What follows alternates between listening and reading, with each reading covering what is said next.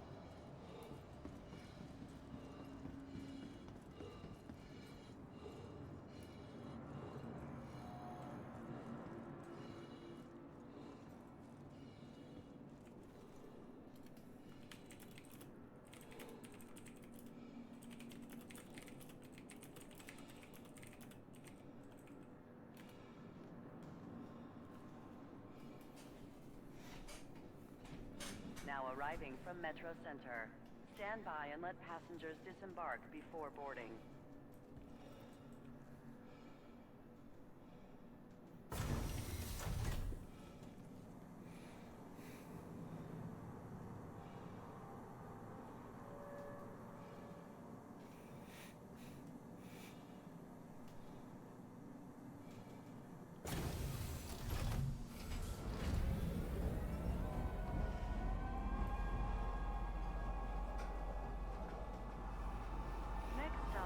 Metro Center.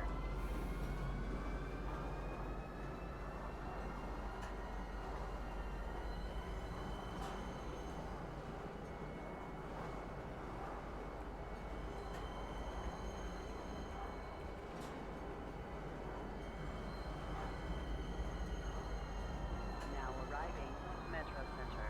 Please watch your step when disembarking the train.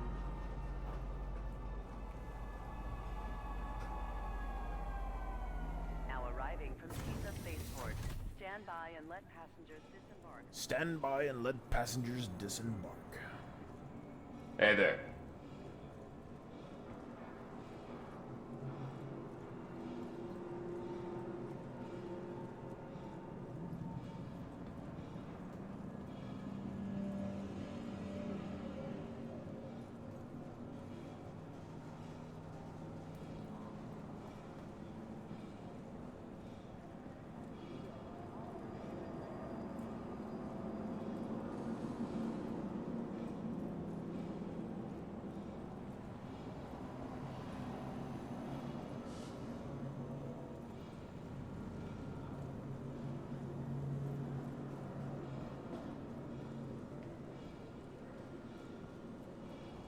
Yeah, I feel that.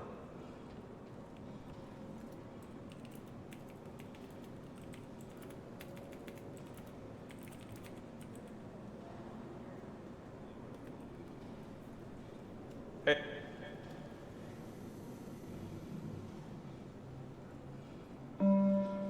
Hi. Attention all Hurston Dynamics employees. Please inform your manager immediately before taking medical leave. An authorized medical exemption form is required as proof of inability to perform your duties.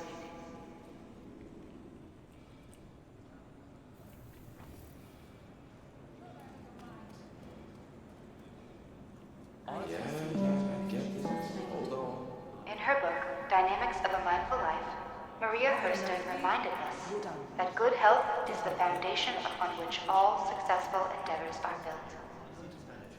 That's why it is so important to start each day with a healthy breakfast to give all your endeavors a nutritionally balanced foundation.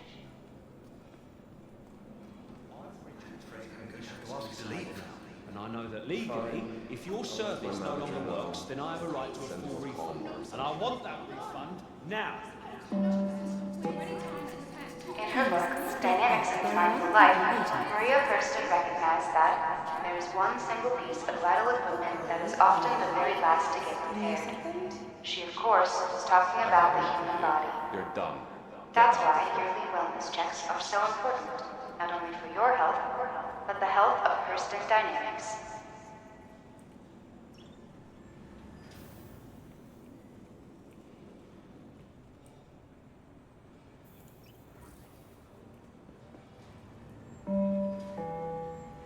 Feeling ready to get back to work?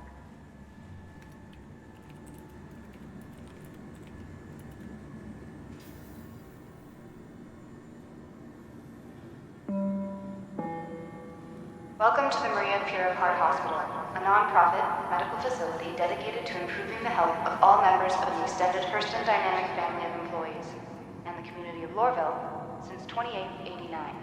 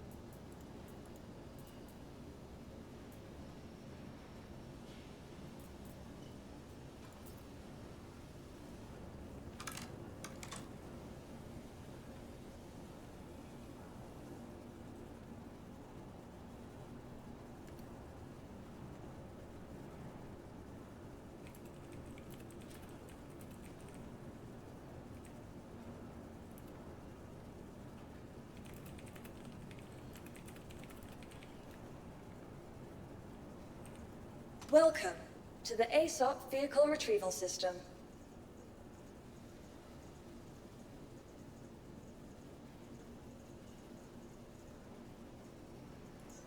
Your vehicle has been delivered to the... Please visit us again. Goodbye.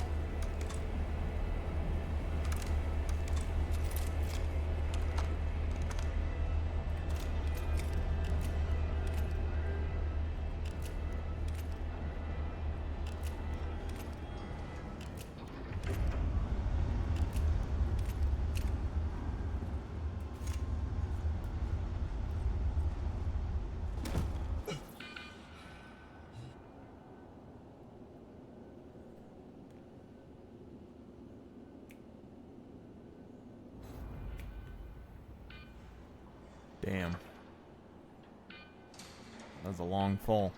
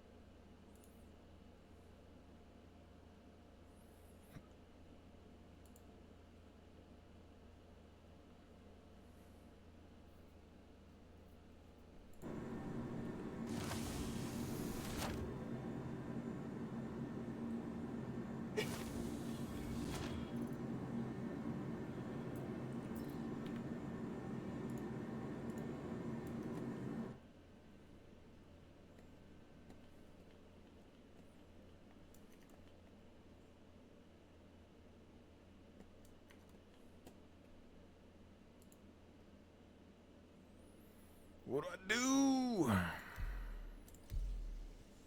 I need something to watch so I don't get bored.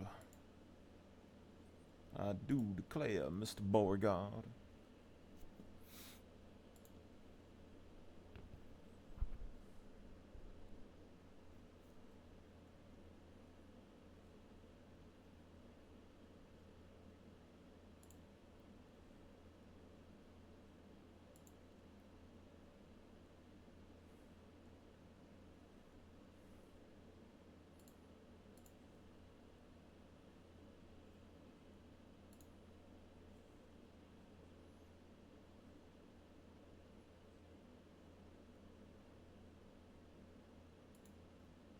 If there's a shooting at a synagogue, it is very likely to be either a white supremacist or a radical Muslim.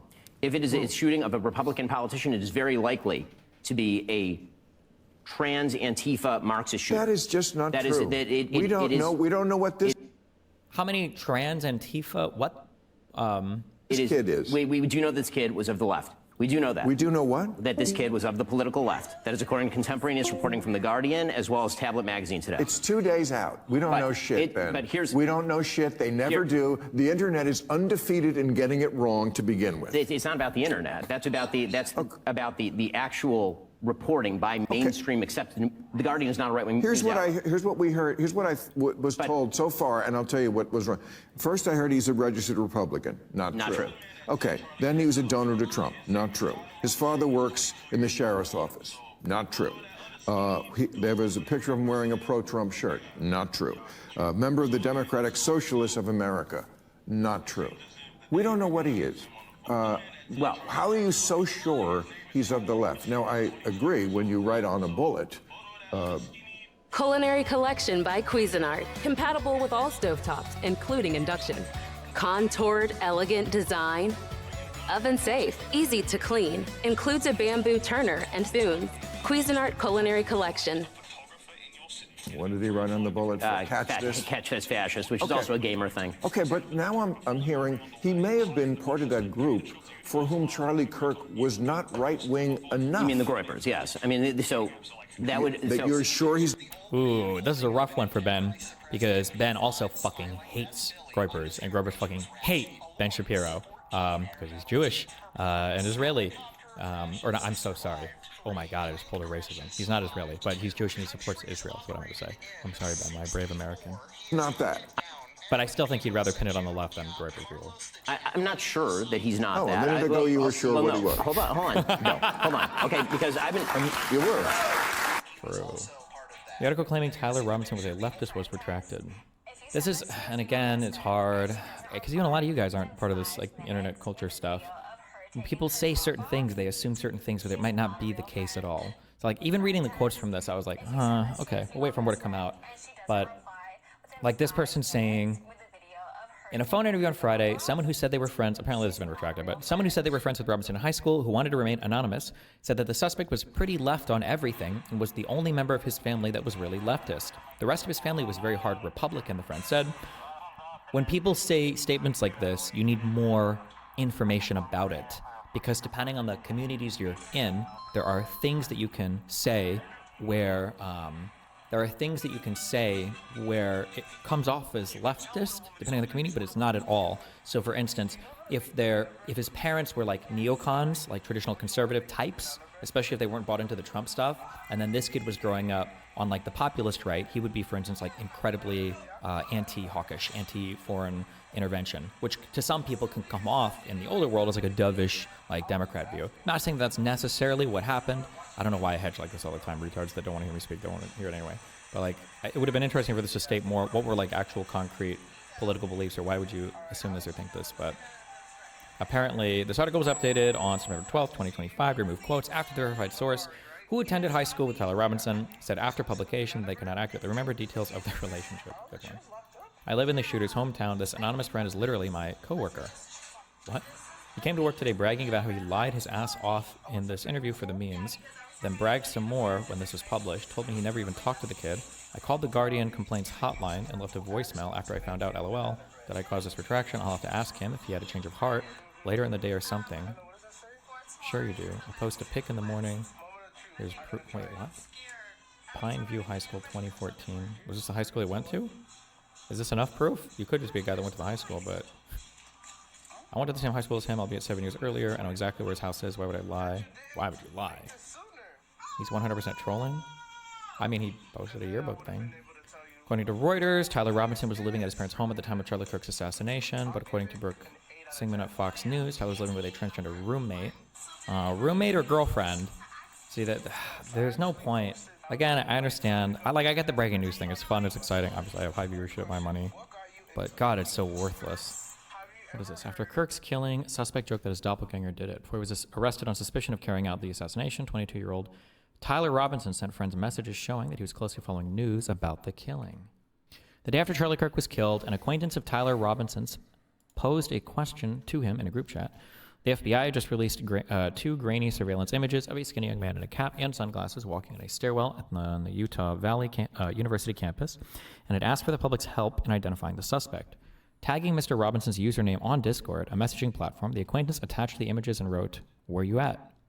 with a skull emoji. Oh, God. Suggesting that Mr. Robinson, 22, looked like the man being sought. Mr. Robinson replied within a minute. His doppelganger, he wrote, was trying to get me in trouble. Tyler killed Charlie, another user wrote, apparently in jest. That was on Thursday afternoon around 1 p.m. local time. It was not until later that night, nearly 34 hours after the shooting, that Mr. Robinson was arrested on suspicion of carrying out the assassination of Mr. Kirk. The Discord messages were the clearest glimpse yet of the suspect's demeanor in the hours after the killing. They were shared with the New York Times by someone who knew Mr. Robinson in high school and has kept up with him in the group chat, not the group chat, which includes about 20 people. That means it was a Discord server. But said he had not seen Mr. Robinson in person for several years. He spoke on the condition that his name not be used, fearing harassment for being an acquaintance of the suspect.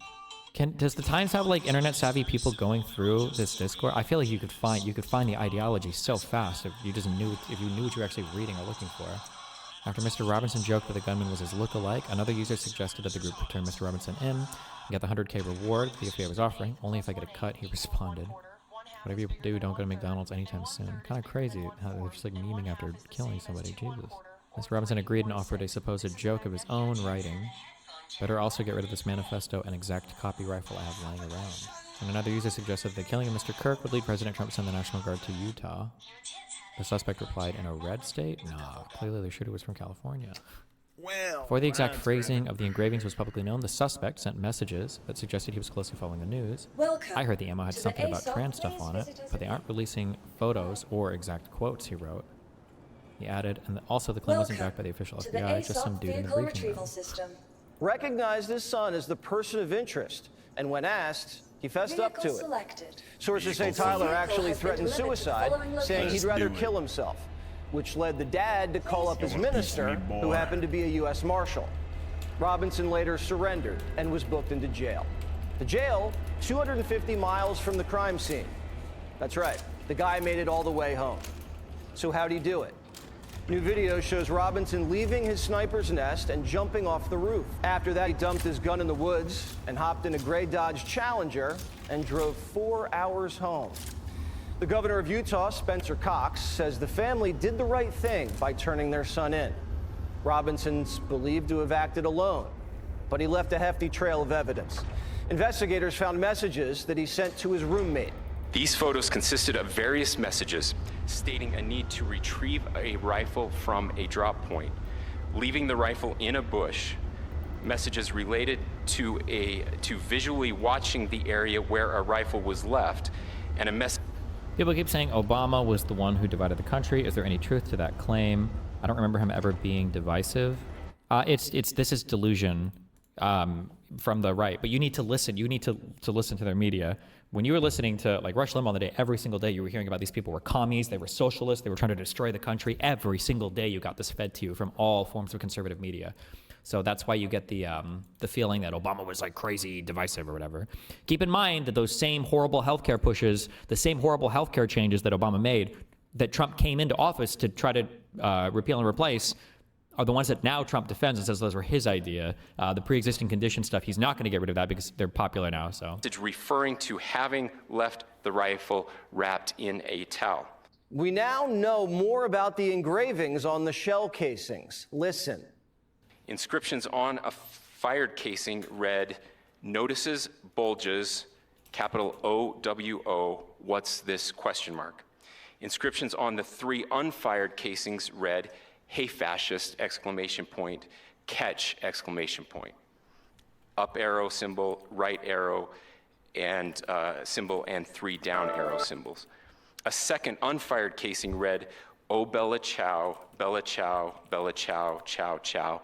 And a third unfired casing read, "If you read this, you are gay, LMAO. Bella Ciao is an anti-Nazi song from Italy. 3 down arrows is an anti-fascist symbol that's now associated with Antifa, and it's also a video game code for calling in a big bomb. Hey fascist, catch, well, he's calling Charlie a fascist and telling him to catch. Anti-Nazi? Didn't Italians, did they have their own fascists? I'm trying to remember if that was the case or not, but maybe not. A bullet. And the bulges, OWO, is sexual role-playing slang used by furry fanatics. So who is this guy, this Robinson guy? He comes from a normal household, raised Mormon, parents are Republican. His father's in construction, and they live in a 6-bedroom home in Utah. He grew up hunting, which explains why he was a good shot. And academically, he was a straight-A student who got a college scholarship. But he dropped out of college after 1 semester, went back to live at home. Oh no, he should have stayed in college. Oh no, college would have unradicalized him. And enrolled in a trade school, looking to become an electrician. A family member said he wasn't political until recently, when something snapped. The family member referenced a recent incident in which Robinson came to dinner prior to September 10th, and in the conversation with another family member, Robinson mentioned Charlie Kirk was coming to UVU. They talked about why they didn't like him and the viewpoints that he had. Why, who didn't like them? The family or the kid? Incident in which Robinson came to dinner prior to September 10th, and in the conversation with another family member, Robinson mentioned Charlie Kirk was coming to UVU. They talked about why they didn't like him and the viewpoints that he had. The family member also stated Kirk was full of hate. They? Does he mean him? Is he using the singular they? Maybe I don't know, maybe they're just the family's talking, right? And spreading hate. One of Robinson's friends spoke to The Guardian and said he was... Wait, can somebody link me that full press conference? ...really leftist. Pretty left on everything, quote unquote. They said he became an extremist, started ranting and raving. Robinson apparently spent too much time online. His shell casings had internet slang, and he dressed up as memes for Halloween. Oh, it's in the news now, right? Robinson spent hours and hours alone staring at a screen. A Christian kid in a conservative household raised by a loving mom and dad in Utah, not surrounded by radical leftists, but gets radicalized into fighting fascists online. Do you think Donald Trump is a fascist? Yes, I do. Fascism isn't just coming, it's already here. Welcome to the ASOS vehicle One issue retrieval you have to system. get into here, and nobody will address this, I guess. Fuck them, because everybody's a coward, including the fucking mainstream Your left-leaning vehicle losers. has been delivered to And the I brought this up on my front debate desk. last night. We need to have a discussion on the factual claims on both sides, okay? If a person comes into your house and they're a rapist, and somebody says, hey, that guy's a rapist, and then another guy comes into the house who's not a rapist, and someone says, hey, that's a rapist, you can't say, bro, you can't just call, when you call this guy and this guy a rapist, it's bad. You can't do that. It's like, well, hold on. It might be accurate in one of these cases. Now, that doesn't necessarily mean anybody should go kill anybody. It doesn't necessarily excuse any political violence. But I'm just saying that we should be able to evaluate the factualness of both of these claims, no? Now, of course, Fox News wouldn't agree, obviously, that Trump is an authoritarian, even though he obviously and clearly is, and they clearly and obviously support it. But What kicking the out of fascism looks like. Donald Trump is a fascist. Trump is a fascist dictator. As a fascist dictator. Fascist chaos. Fascist. This is also deeply unserious because, one, Trump has literally called Kamala fascist multiple times, and Biden. And two, they use communist all the time when they talk about the left. They've been doing it for 2 decades, okay? Look, are they a threat to democracy? Yes. Are they going to take our rights away? Yes. Are they going to put people's lives in danger? Yes.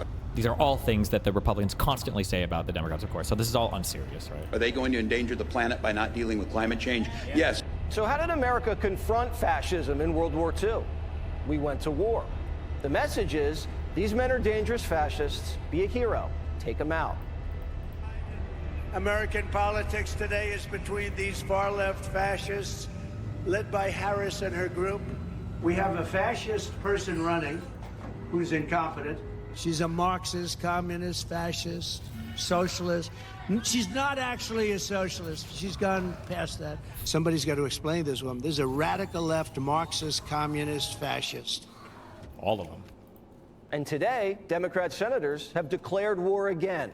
We're at a war right now to save this country, and so you have. And now, all of the political jargon, now all of it is to be seen as literal. Now all of it is literally calling for violence, literally calling for death. Ignore the fact that Trump said you need to fight like hell to take your country back, and immediately after, people went to the Capitol and insurrected, right? That wasn't Trump's fault. That wasn't, you can't draw a direct link from that, even though you literally can draw a direct link everywhere through that. Now all of it is incredibly literal.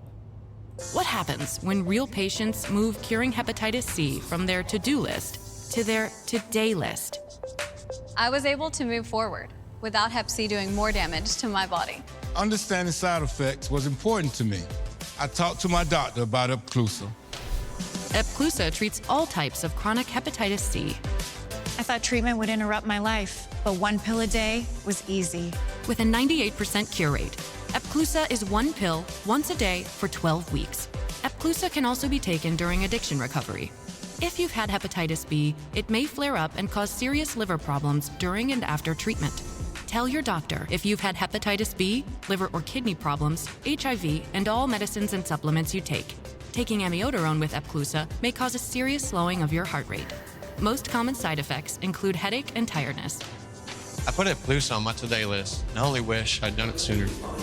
Ask your doctor about Epclusa today. What is this? Anyway, who are you and why are you here? I'm Ann Williams. I'm here supporting Obama. Tell me about your health care situation. We are an example of somebody. My husband and I have 6 children. We have to be willing to do whatever is necessary in order to save the country. Whatever is necessary to save the country? That's a call to arms. What? Whatever is necessary to save your... In order to save the country. Whatever is necessary to save the country?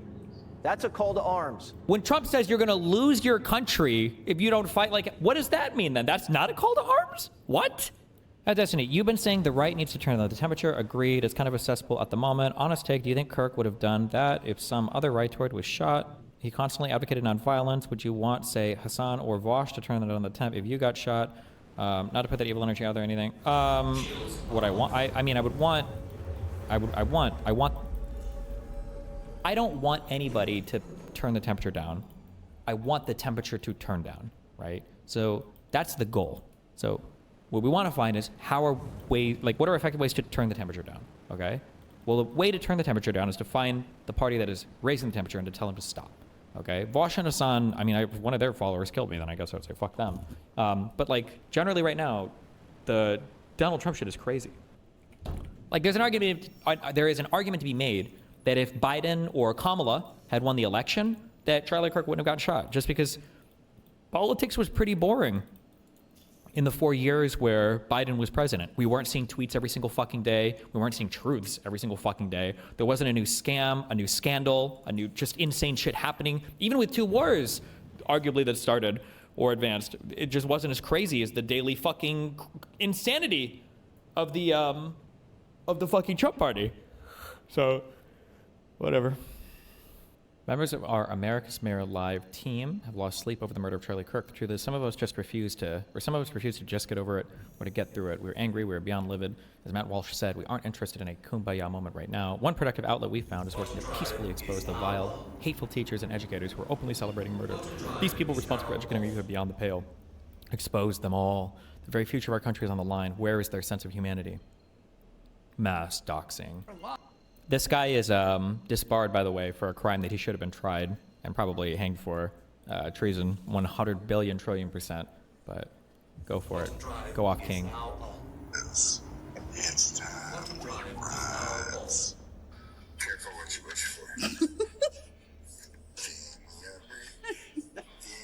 Haters out there, I've been taking it easy on you. I really wanted to make you look bad. I could. You hate.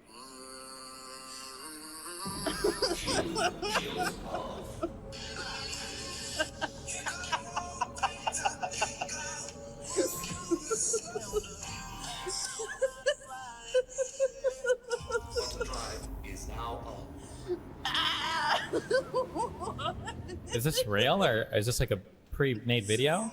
Oh my god. There's no way, dude.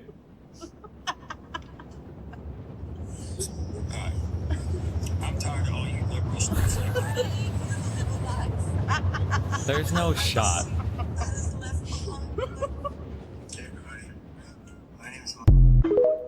I have a hard time when I'm on Instagram. I'm pulling like autism reels and I can't tell how many are ironic or not.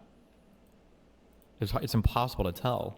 Someone in kick his head. How are people framing your take of Dems should withhold their fire hose until DJT also helps with a fire hose as you are trying to start a fight?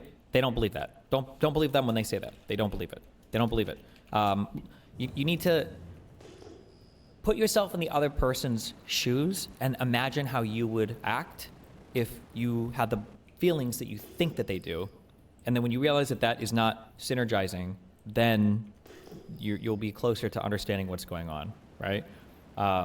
Just on a personal level, as somebody that I think I've met him a couple of times, I don't think we talked that much. And then he's obviously in my field. Watching Charlie Kirk get assassinated is kind of crazy because I imagine that happening to me feels uncomfortable. Pretty easy to get killed at basically any event. Doesn't feel good.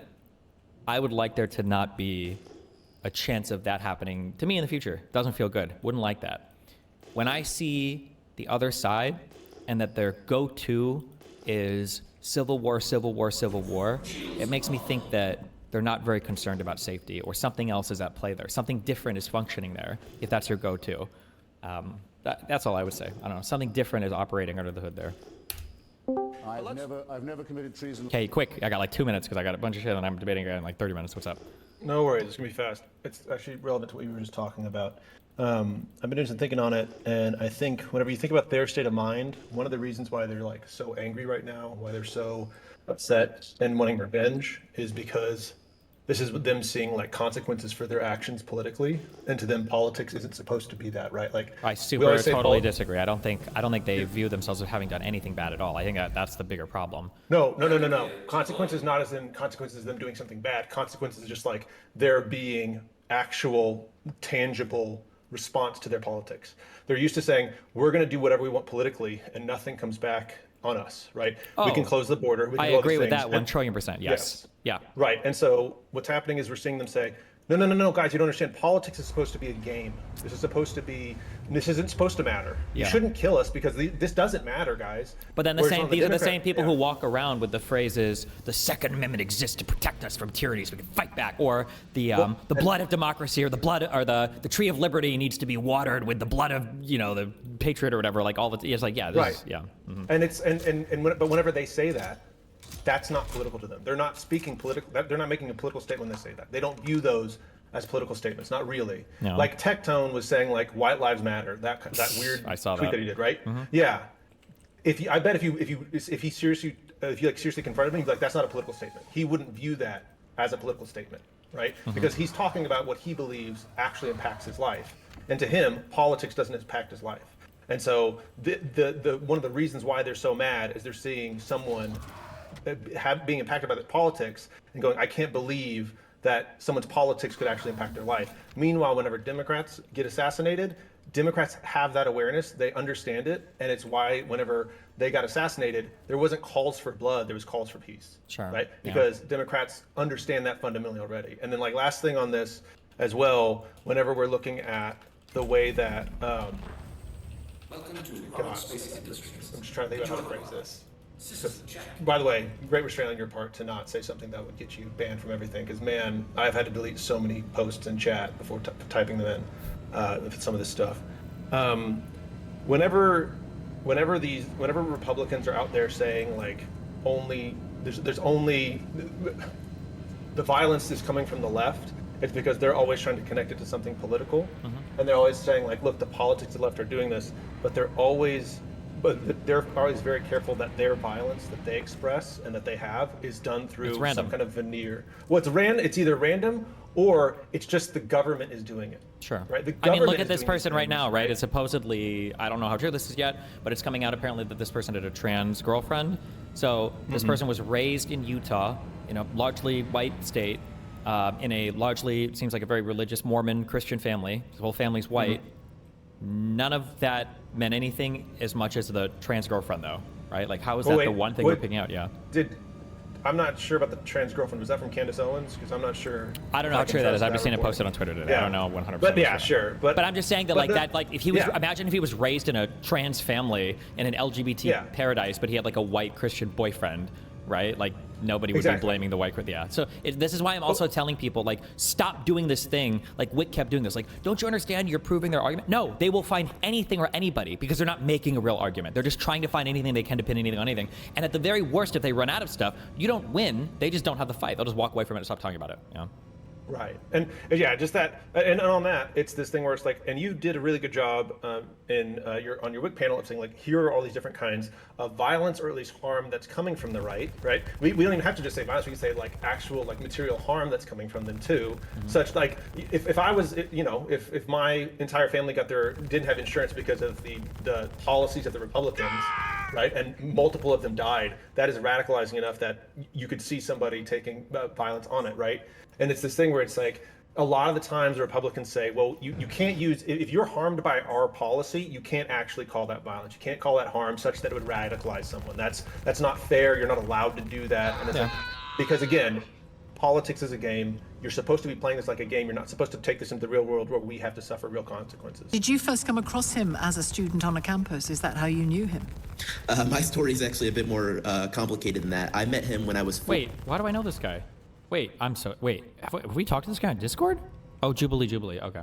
Charlie will never advocate for any religion being completely and totally banned. That's never really been something he said. I know for a fact because I've been to every single Turning Point conference, and I've been following Charlie for a long time and a watcher of Charlie's content for a very long time, as well as a personal friend of his. But what we are always talking about are the radical offshoots of this, especially when it comes to those that are willing to go out there and take lives. That's something we completely and totally disagree with, and that is what Charlie's speaking of each and every time. It's not that he, for instance, if we want to take this to a different issue, the transgenderism issue. He's not saying, for instance, some people try to call him a Nazi or say that, he's going to call for transgender people to be rounded up and put into camps. That is not a thing that Charlie would ever call for. He will get to the crux of the issue and say transgenderism is a mental illness. He will get to the crux of the issue and say that people with it should seek help, and that, for instance, if you're under seek help, but not help with a doctor for medication, because that's illegal now, right? In some places.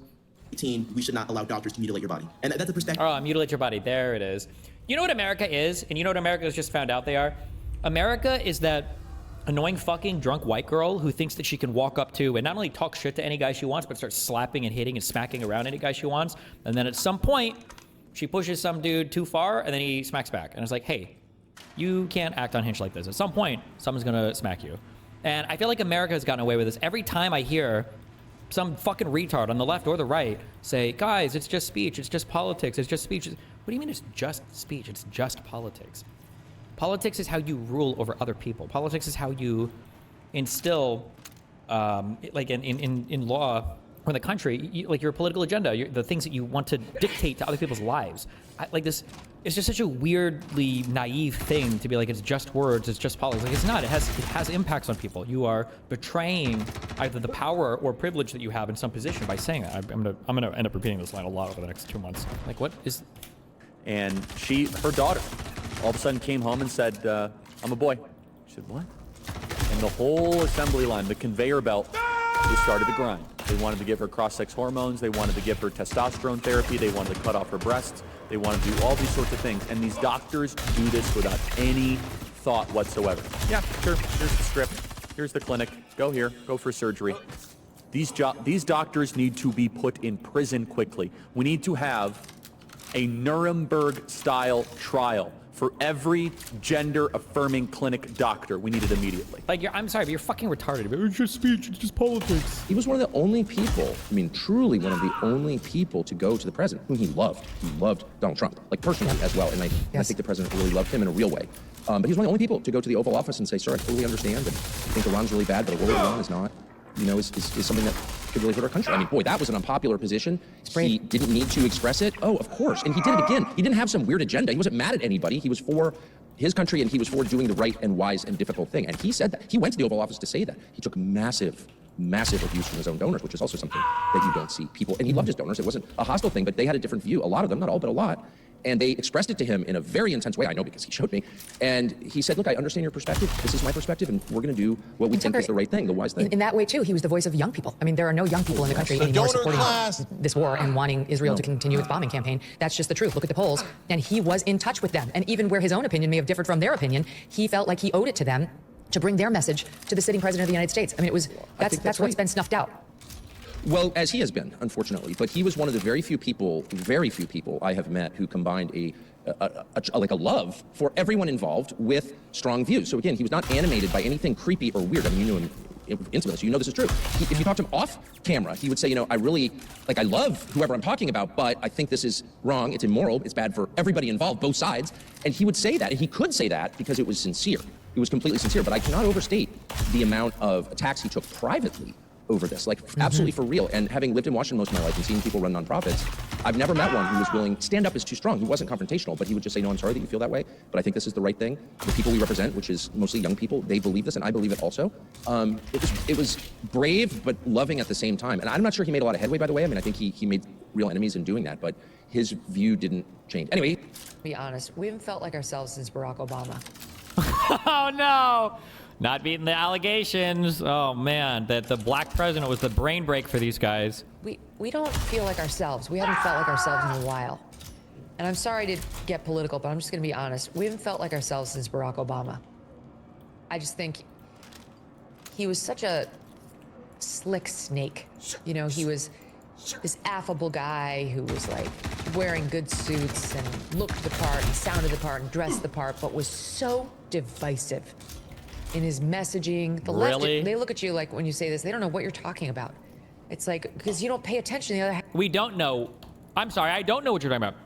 Can you give me an example of this? What are the ultra divisive messages that were coming out of Obama's Our top White House? political priority over the next 2 years should be to deny President Obama a second term. In his messaging, the left, they look at you like when you say this, they don't know what you're talking about. Yeah, tell us how horrible Obama was. Because you don't pay attention to the other half of the country. Tell us. You only pay attention to your absurd news sources, which spin and spin and spin to protect Democrats, especially if they're named Obama. Oh, true. He's the one who started to inject race where no one had been doing it. True. Do you remember when we were a post-racial society? When nobody was talking about race in America? That problem had just been completely fixed. And then Obama brought it back, God damn it. He's the one who started to use his pen and the phone to shove things down our throat that we didn't want. He's the one who shoved through an entire things down our throat to use his pen and the phone to shove. Use his pen and the phone. What is he saying? Or what is she saying? What is that? One who started to use his pen and the phone to shove things down our throat that we didn't want. He's the one who shoved through an entitlement on our health care and our personal doctor visits that he promised he wouldn't mess with, and then he did, really hurting people, causing massive anger and open lies. He never missed an opportunity to twist the knife on the racial issue. He would do it subtly and in his own way, but it was very clear what he was doing. He never, for the first time, we had a president who weighed in on legal cases before they'd played out. We never did that. That was a Wow, wait in a legal. Wow, that would be horrible to do that. Taboo that had never been crossed before him. And Donald Trump was the reason Barack Obama. Barack Obama was the reason. Barack Obama was the reason Donald Trump came about. That he was born as a political figure. She's doing the thing, right? Do you say she's doing the thing where she's saying, this is what causes people to be unhinged, but she's unhinged, right? That she's doing that thing where she's like, this is why some people lose their minds. Excuse me, this is why you've lost your mind. Why are you presenting this like there's some detached third party? They say Trump's divisive. He was the antidote. He was the answer to the divisiveness of Barack Obama. And we just haven't felt like ourselves for years now. Build a website you love with Wix. For your words, create your brand, your opportunity, your breakthrough. Feeling a vibe? Run with it. From can't look away to gotta have it. Make every detail yours. Bring out what's hot. Remove what's not. Crystallize it. Instantly set a tone that speaks in your voice to your audience. Keep moving. Your site grows with you. Add solutions that meet you where you are and take you where you want to go. Smooth to make, easy to love.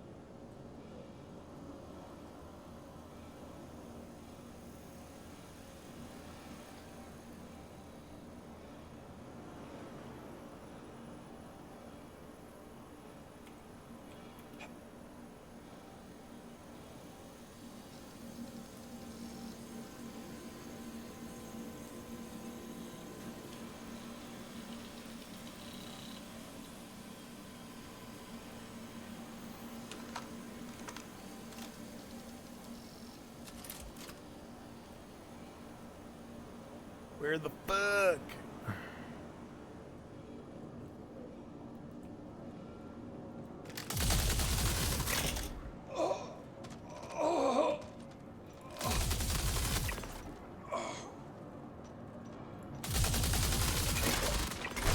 Ah!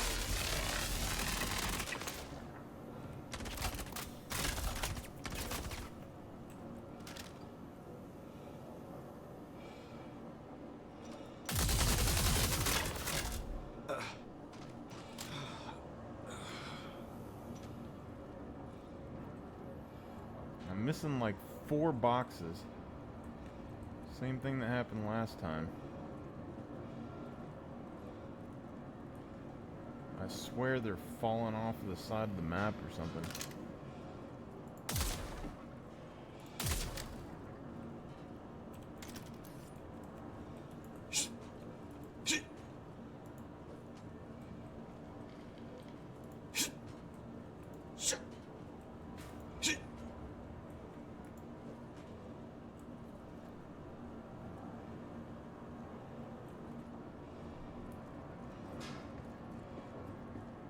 And 33 milligrams.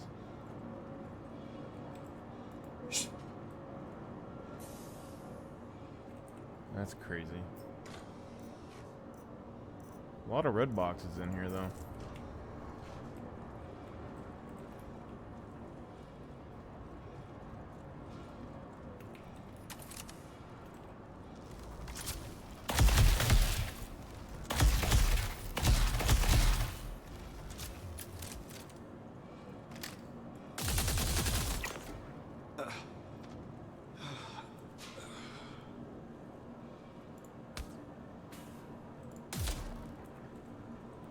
Nothing there, bro.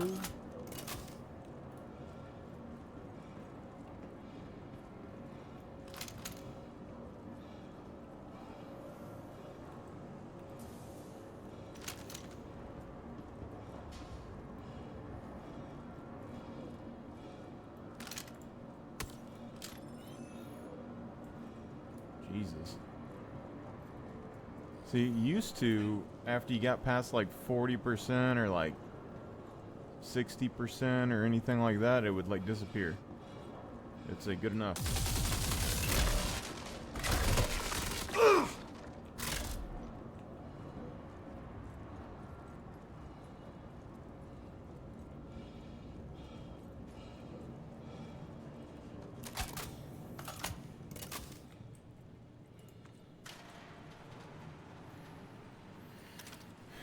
Okay, so that mission, rep-wise, I don't know, was that like 5% or something of the bar? So we're gonna have to do a lot of these. So this is where a medical Ursa would be really nice.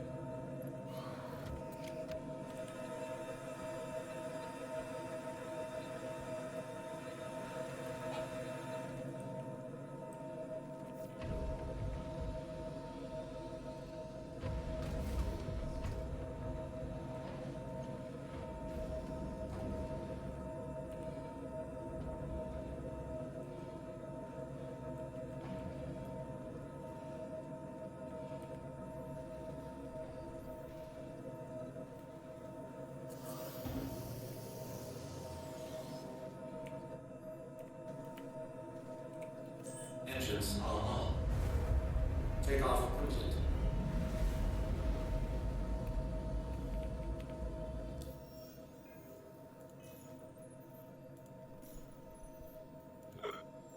Ooh.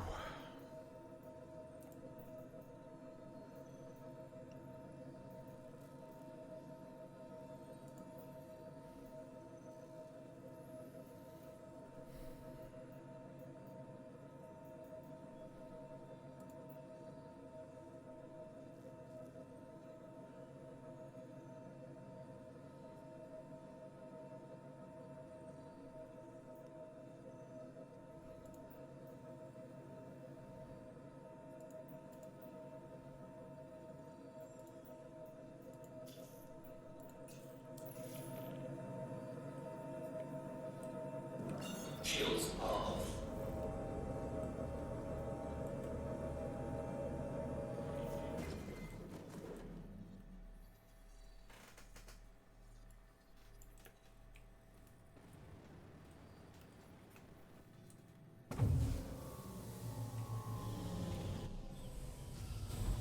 Landing gear raised.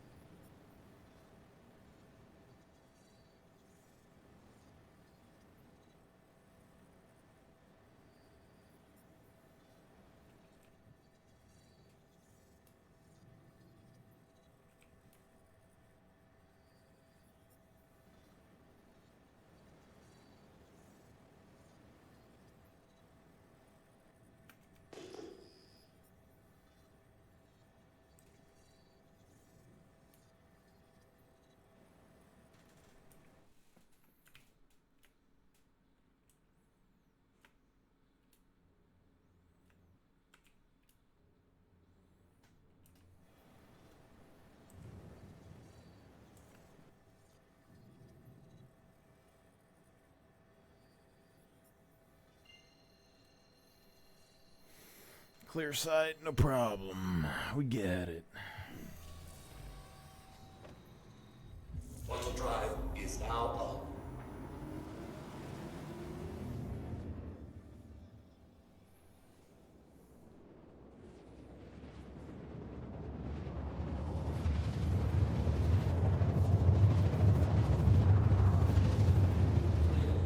So Adam and I woke up at like 1 or 2 a.m. and we're both like, okay, let's make some flautas and make some food. And I'm sitting here and I'm shredding this damn chicken. And I realized I've never made a flauta. I've only ever eaten one flauta in my life. Quantum drive is now off.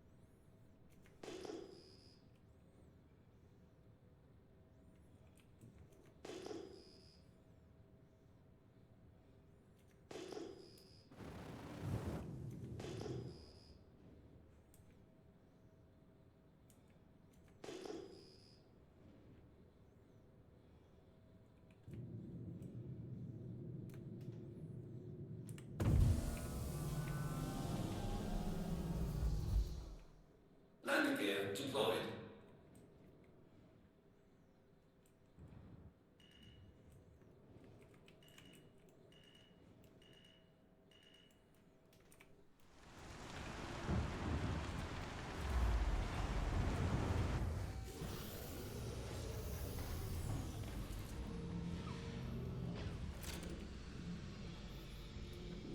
See, what you really want is to be able to come and just drop off this ride and then take off and start flying again until they're ready to get picked up.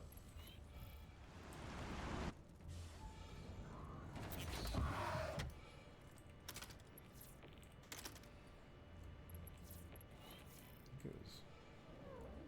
Yeah, X.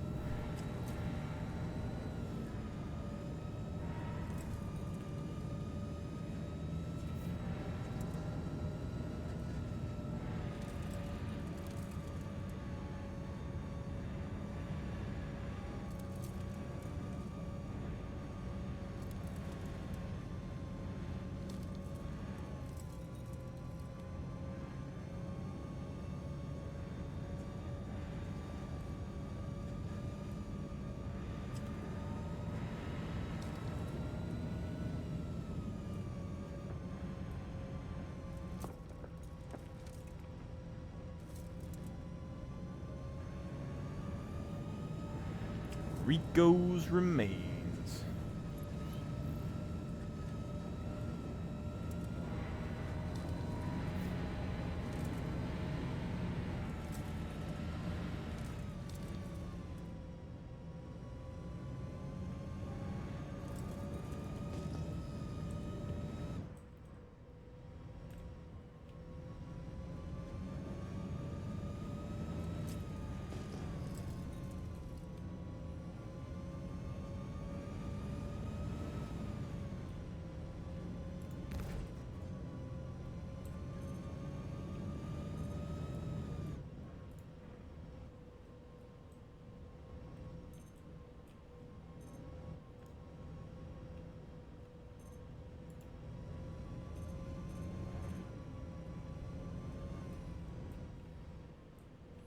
I don't even know what this place is, to be honest.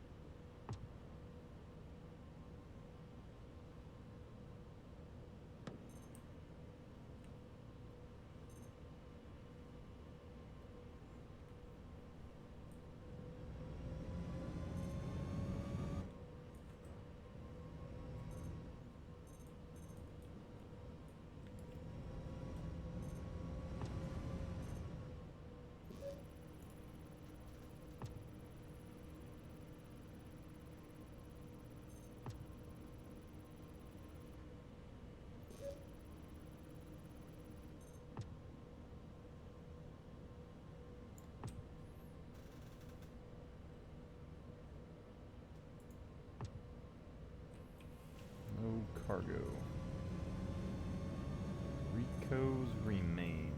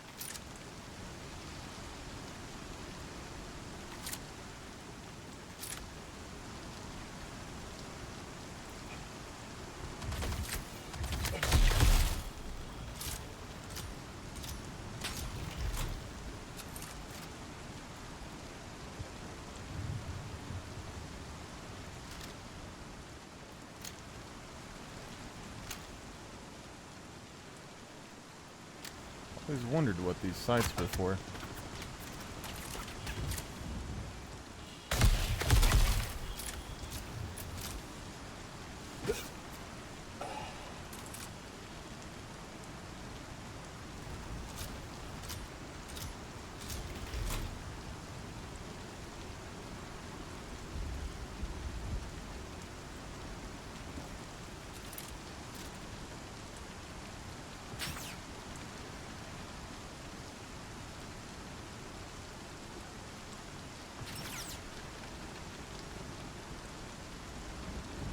Stormtrooper armor.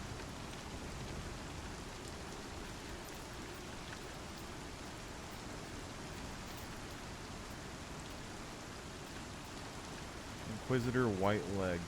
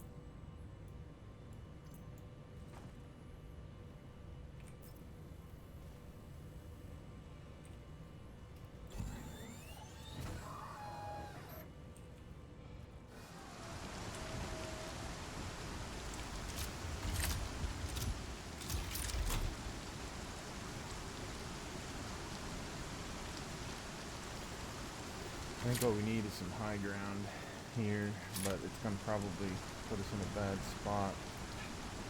There could be guards on the exterior. Somewhere. Here.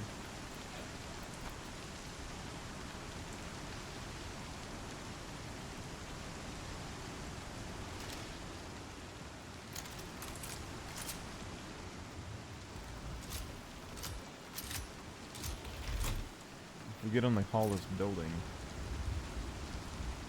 I'll be able to see.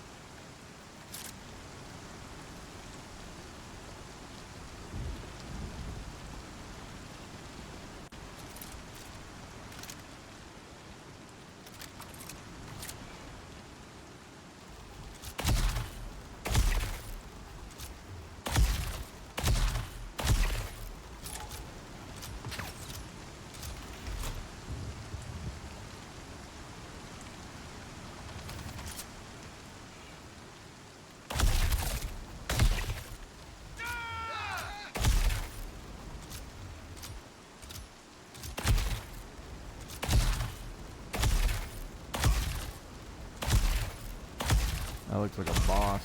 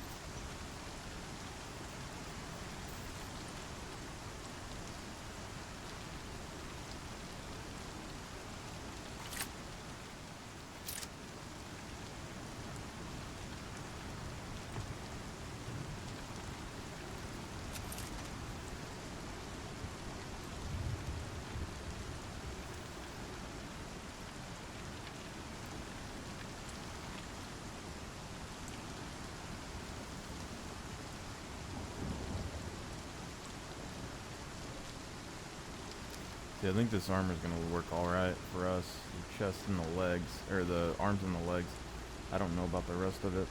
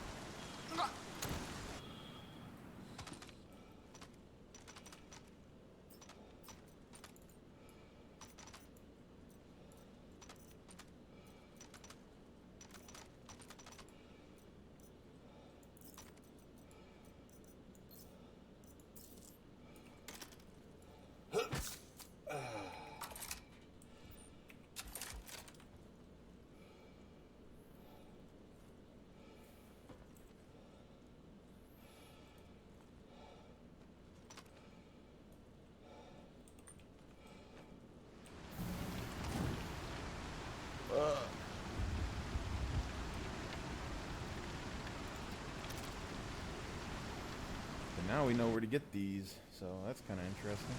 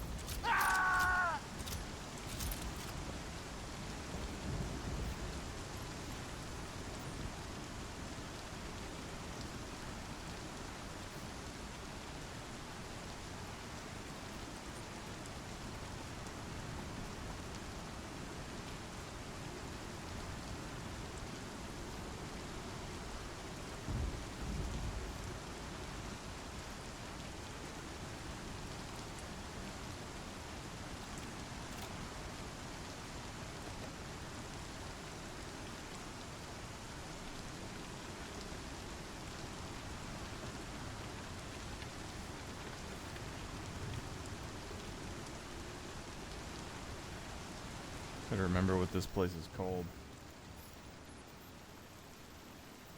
It's like Dead something. Rico's Remains.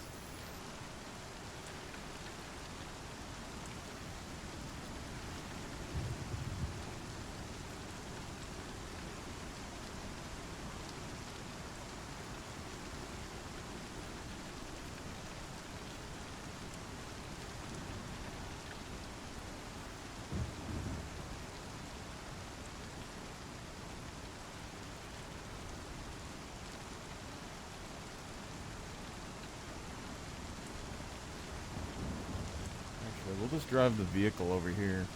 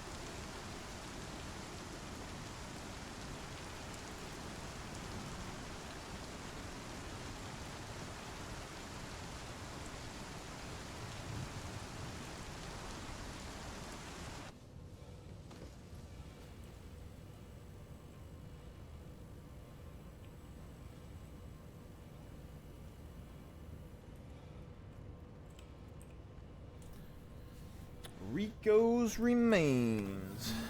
Let's see. Rico's remains. Star Wars armor. White. Zator.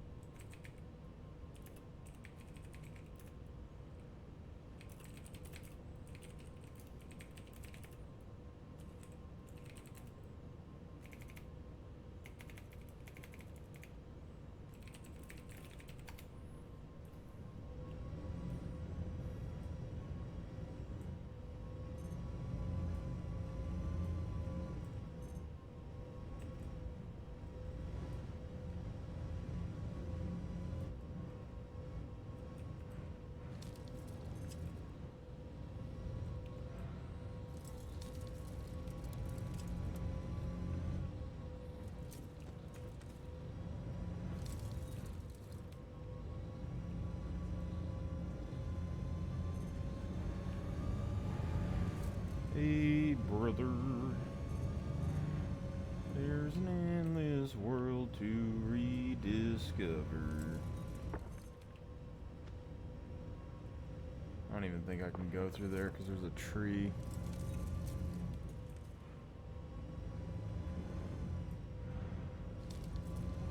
Love, I wonder. Oh.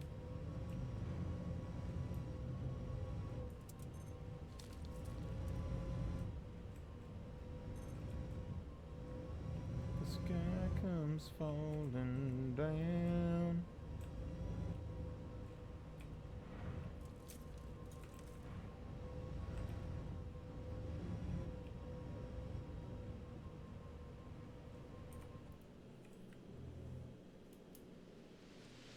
There's no way this is real. You know what I'm saying?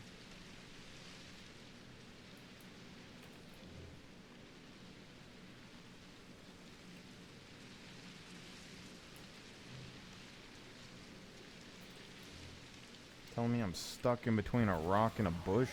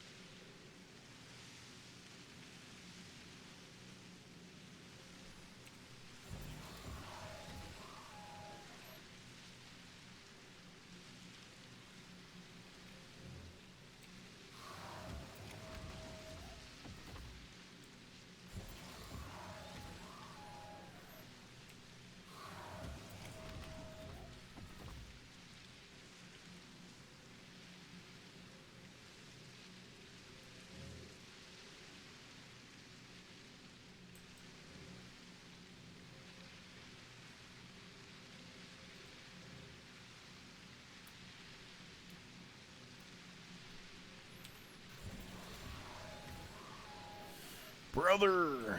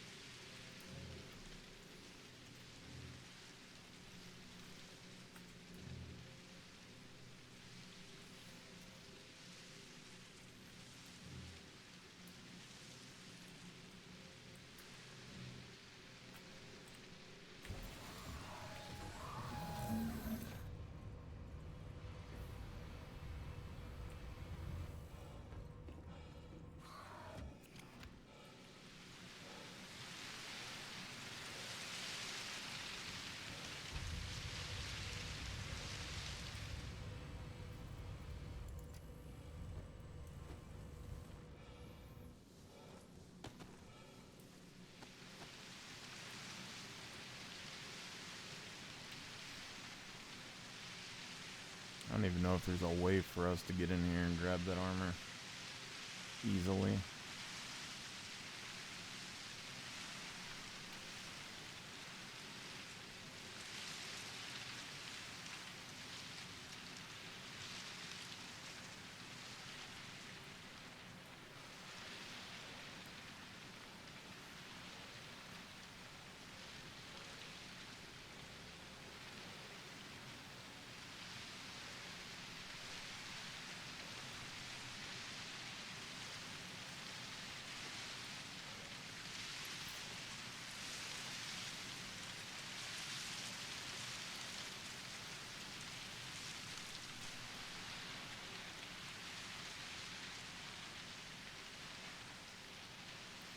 White Inquisitor.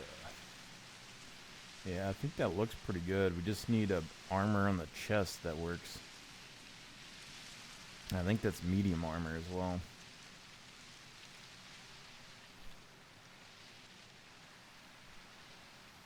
Now, if those guys ever respawn, no idea.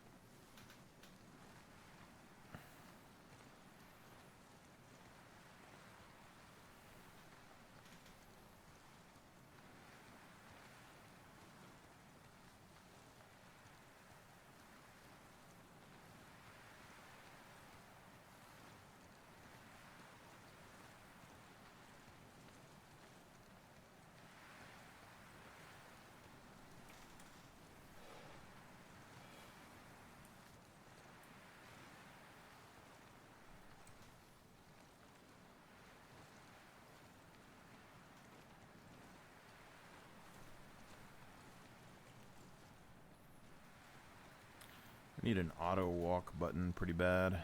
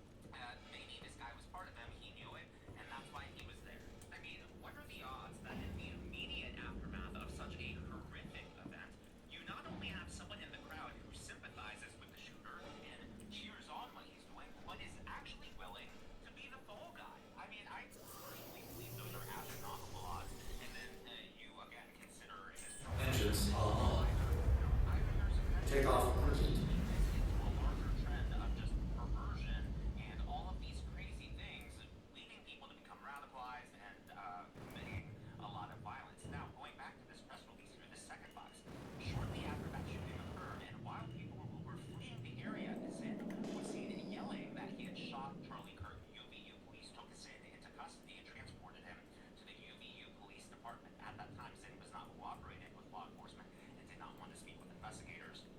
And it turned out he had a medical issue, so they ended up bringing him to the local hospital. And when he was at the hospital, FBI agents were there, they spoke with him, and he admitted, the second sentence in the third box, Zinn admitted that he had yelled that he was the shooter to allow the actual suspect to flee and to hinder law enforcement. During this interview, the agents asked to look at Zinn's phone, and Zinn agreed. And so it was in this process, when they were looking at his phone, that they found all of his child sex abuse material. They ended up finding over 20 images of children as young as 5 years old, 5 to 12 years old. So very disgusting and very, I mean, just gross. So he's currently held in a Utah County jail for second felony obstruction of justice and second felony sexual exploitation of a minor, and 4 counts of that. So I guess 2 points I would like to make in all of this. Number one, there is a possibility. Again, I'm not claiming that it's likely, but we have to consider all the possibilities, and this is going to be a story that I'm going to be following for quite a while. But was it possible that he was in one of these Discord groups or the Steam chat room and knew about this in advance, and that's why he was there? I think we need to look into every possibility. And the FBI yesterday, they came out and said that over 20 people are under investigation now. They're going after users of those groups, and they're basically making no on turn. The second point I would like to make is that even if he is not connected with this, it is really disturbing to me, number one, that he would do that willingly, just like, and like, let's say he had no idea that this was going to happen. For someone to have a gut knee-jerk reaction of, oh, I'm going to take the fall for this guy so he can get away and distract law enforcement. First of all, I think that says a lot about the decay of society and just how awful things have gotten, just the downfall of mankind. And then number two, it really speaks to this kind of perversion that, for whatever reason, is attracting the left. Maybe perverse people become leftists, or maybe the left is like, again, I'm not claiming all leftists are perverts, but it just really is interesting, because when you think in terms of police work, they have profiles of typical suspects. Whenever there's a certain type of crime, they think about, hey, what is the usual profile for the perpetrator? That's not to say that only that kind of person can commit that crime, but usually they fit into this box, and a pattern is clearly emerging here. It's also important to note that George Zinn has actually been on the local law enforcement's radar for the last few years. According to the local news, and the prosecutors say, asked the Salt Lake City Marathon organizers if he could help set up bombs at the finish line, now faces a criminal charge. So George Zinn is now currently over 70 years old. At the time this was written, you can see he's 59, so over a decade ago, he ended up telling investigators he didn't mean anything by it when he sent an email. This was shortly after the marathon bombing. Engines are on. Take off completed. Shields are off. Landing gear raised. And it really tells you maybe what mindset he's in. I think personally it shows a lot of hatred in his heart. And also, it's rare that people maintain stasis for a long period of time in terms of their beliefs. Usually people either grow more firm in their beliefs, grow more extremist in this case, or they change their beliefs. They are exposed to new ideas, new facts, and they reevaluate. So the fact that he was joking about bombing marathons over a decade ago, I have a hard time believing that he was just staying at a baseline level. If anything, he probably became more extreme over the last decade. Well, the good news in all of this is that more and more Democrats, more and more left-wingers are speaking out against their fellow left-wingers for the hatred in their own hearts. Like, it's very obvious, like the right is calling them out, but it's a completely different thing when people on your own side are calling you out. So on Piers Morgan Uncensored, Destiny, who is a live streamer, was on there. Several of you, I'm sure many of you are actually familiar with Destiny, because Destiny is a huge channel. Auto drive is now Over on. 700 million views. But anyways, Anna Kasparian of the Young Turks actually called him out. This was a great watch. I don't understand you, Destiny. You have so much hatred in your heart, and I It's such a simple thing. If you want to weaponize somebody's grief against the other party, then of course people have a right to fight back against it. I think that she has every right to grieve in whatever way she wants, but when that grief is going to be weaponized to do recruitment, political recruitment, I should have explained before this started, but they're talking about Erica Kirk. Quantum drive is now off. Further radicalization on the other side, then of course you not only have the ability to argue, but you have the obligation to argue. It's insane. let me understand. Let me understand your argument.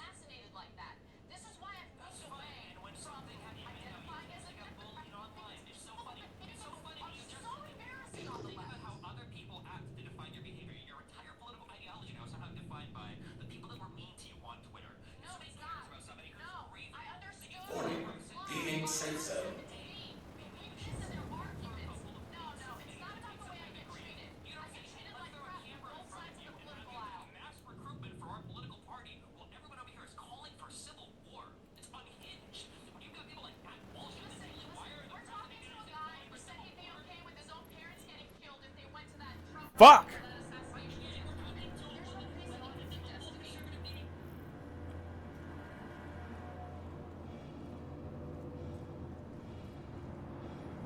I just lost all my armor, didn't I?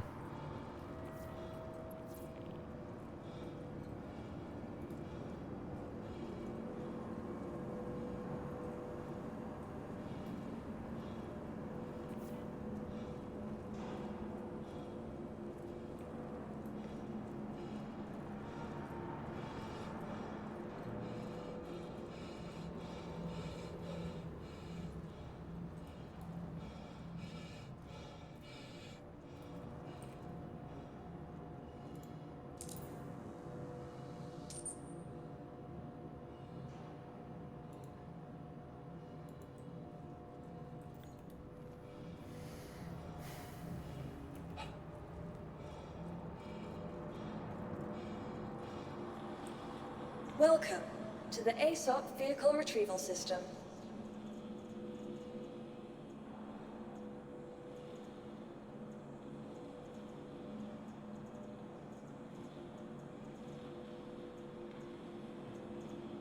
Hi.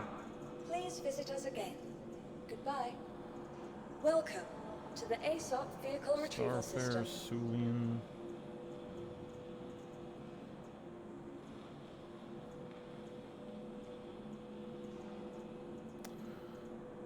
I don't think there's any way that I can go and grab this stuff.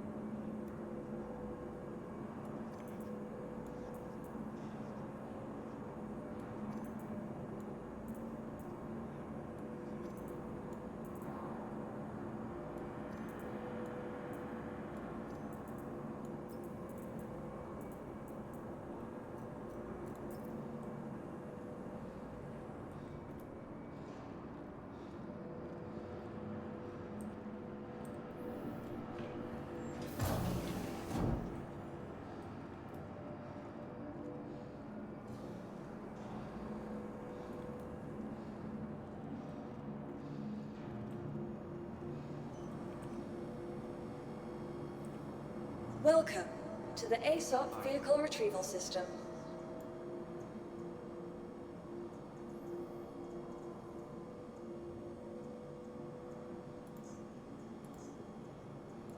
Please visit us again. God damn.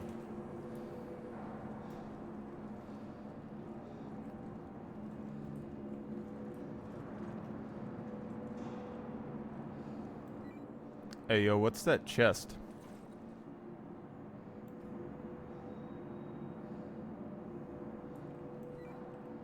What's the chest piece you're wearing, that white?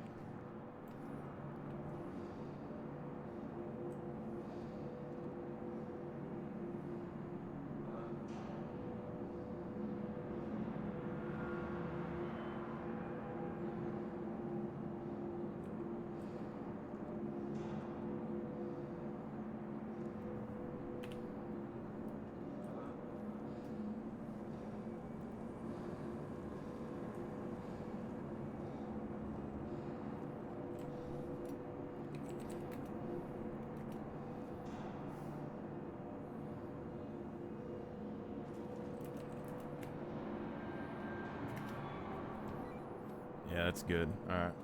I was gonna make a stormtrooper armor, and I got arms and legs for it, and then as soon as I flew in, they confiscated my ship and put me in here. So I guess I lost everything. I don't know.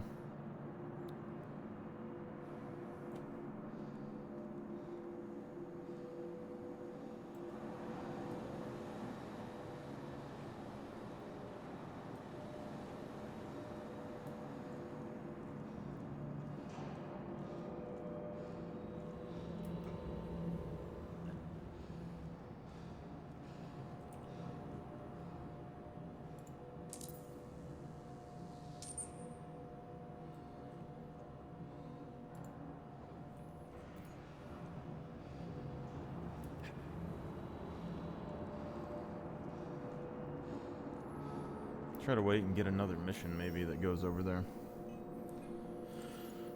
Look at contracts, mercenary. What was that stuff? It was clear out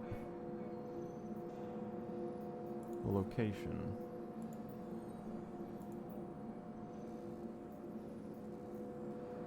Yeah.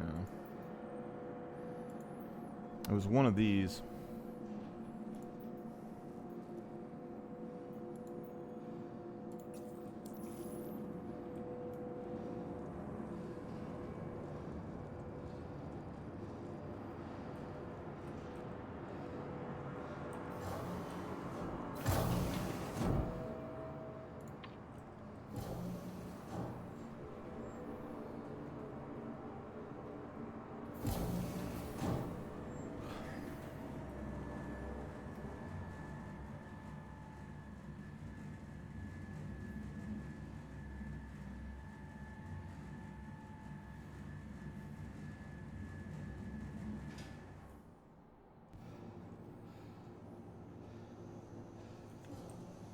Welcome to the ASOP Vehicle Retrieval System.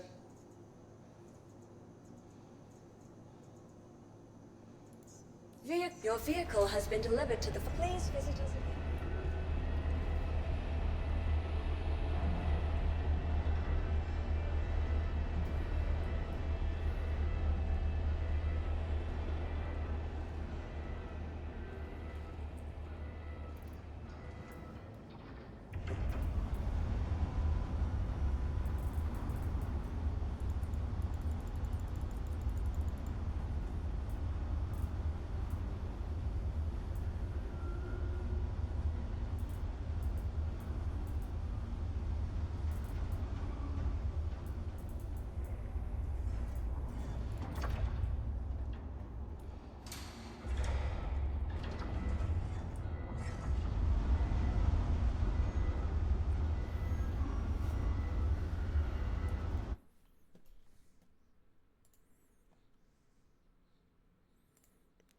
It's a damn shame. I am here to make my case to the writers and producers of Alien Earth. Even though the show has already been made, do not kill off T. Ocellus. The new tentacle parasite from Alien Earth is one of the most important aliens that the franchise has ever given us. It might be the scariest low-key alien that the franchise has ever given us, and I do not want to see, at the end of the show, the Xenomorph run through all the other aliens, kill them all easily, and then kill T. Ocellus, declaring itself king of all aliens. Because yes, it's an alien show, the Xenomorph is a leading alien, but you know what? Fuck the Xenomorph. T. Ocellus is the main character of the show. He's taking over, y'all.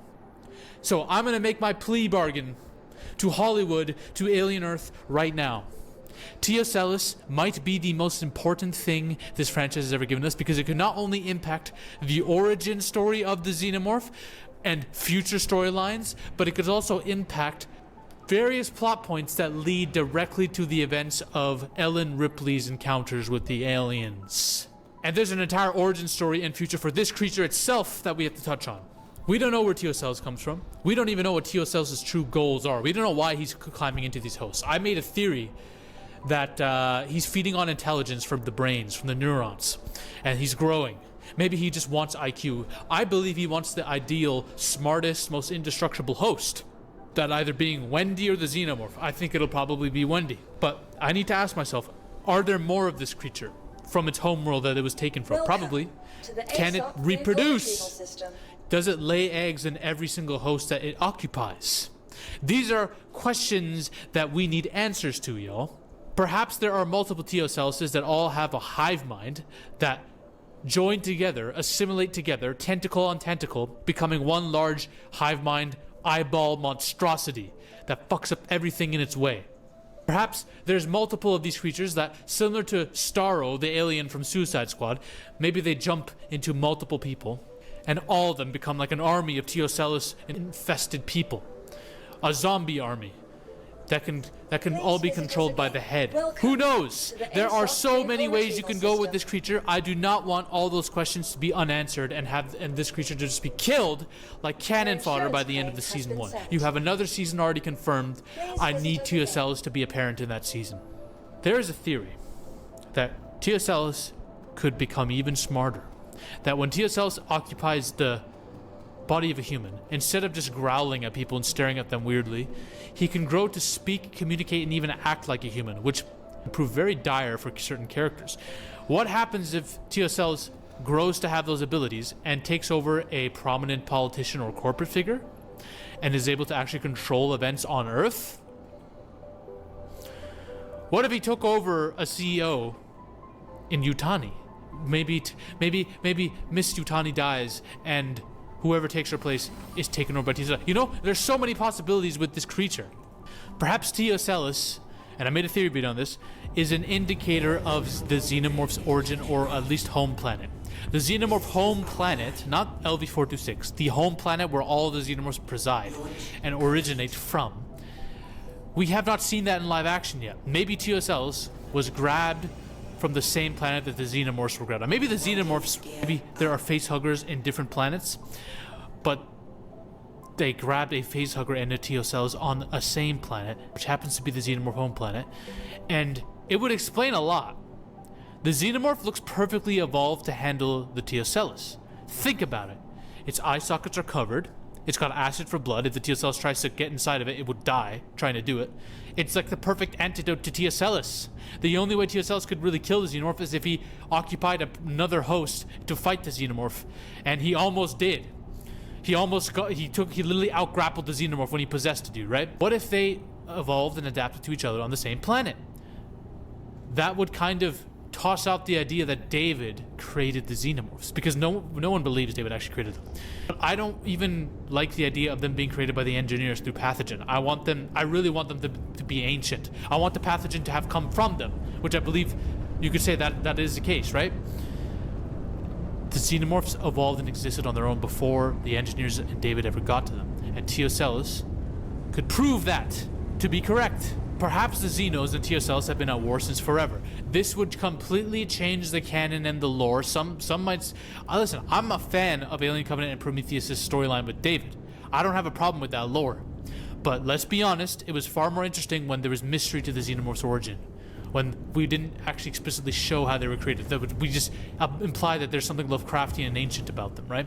Perhaps TSL was a being that's been battling it out with the Xenomorph on his home planet for fucking generations. Now here's the thing. We don't really know how much potential TSL truly fucking has. What if this creature was to escape on Earth and Prodigy wasn't able to catch it? What if it said, fuck all this Xenomorph nonsense, I'm just gonna go off to the nearest human being and try to get a boat ride out of here, off this island? What if the TSL enters into human civilization, infesting his way through multiple hosts until he finds the most powerful, intelligent ones in high status? And remember, this is a TSL who has grown in his intellect and his ability to possess people subtly. Subtly. I don't mean he's just staring at people with one enlarged eyeball roaring at them. I'm not saying that. I'm saying he knows how to speak, and he knows how to insert himself into people's eye socket in such a way that it makes it seem like everything's normal. And he can act the same way humans do for 90% of their days.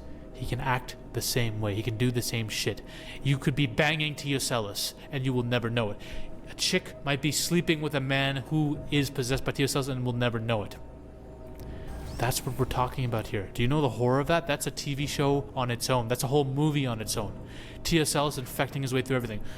And here's another thing. What if TSL infects the CEO dude of Prodigy? What if he infects a prominent figure in...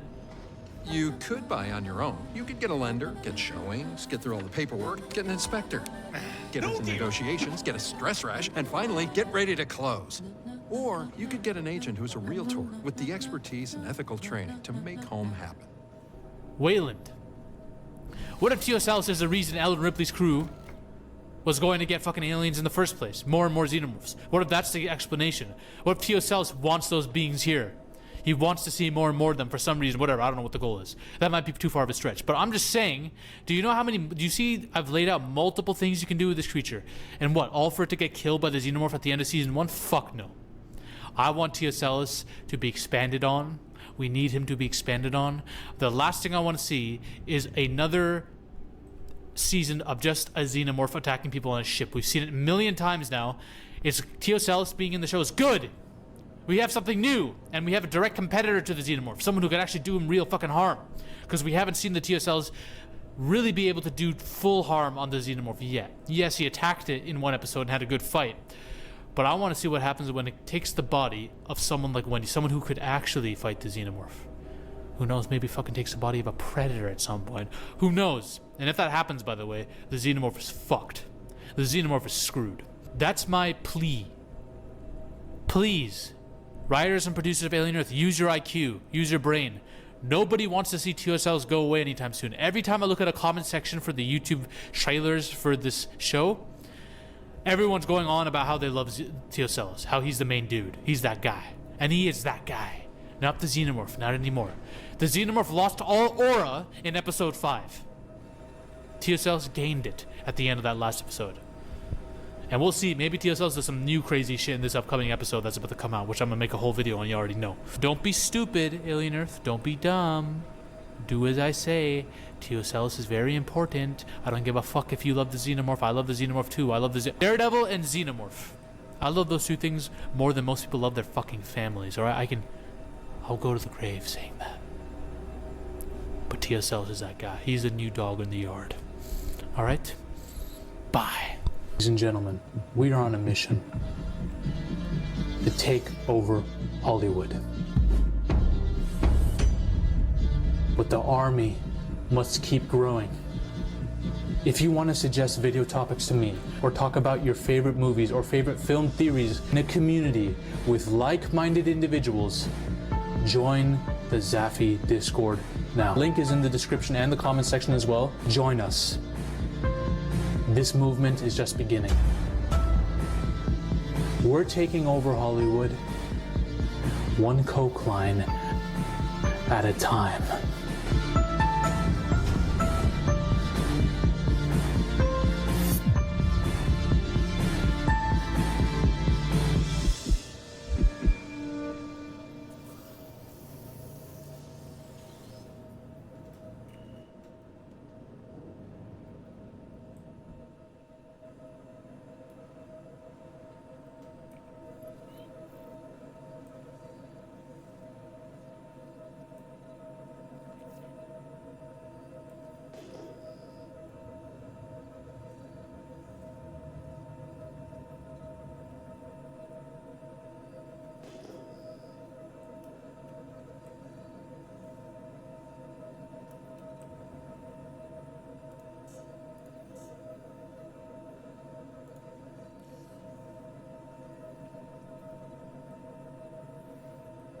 All right, boys. I think we got this.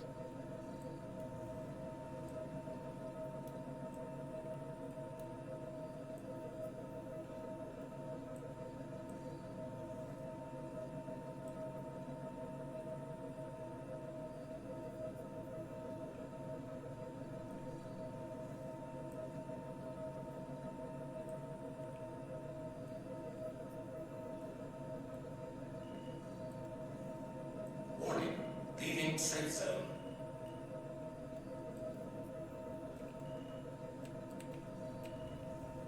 Warning, leaving safe zone. Landing gear deployed.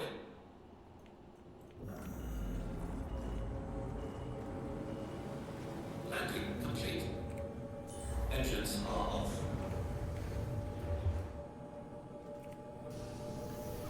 What do you want?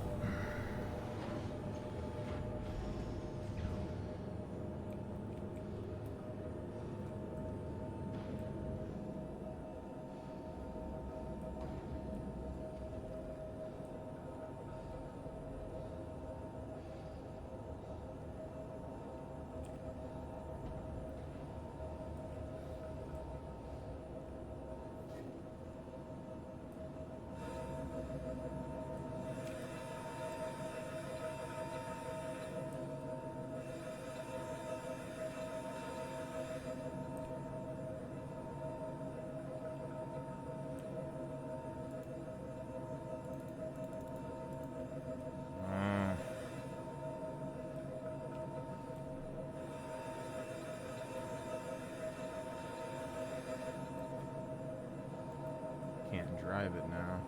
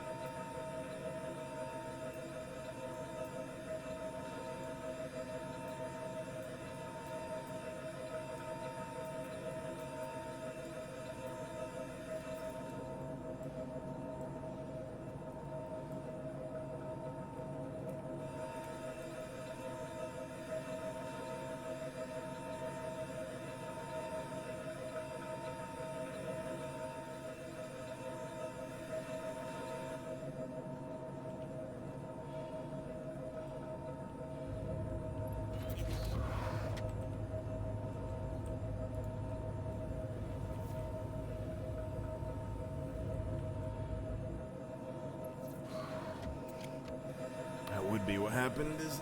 Oh, God. What do we do here, boys? What do we do? I mean, we got one set to try. I think this is going to be the Stormtrooper armor. 100%. Pretty damn close. We just need a better chest.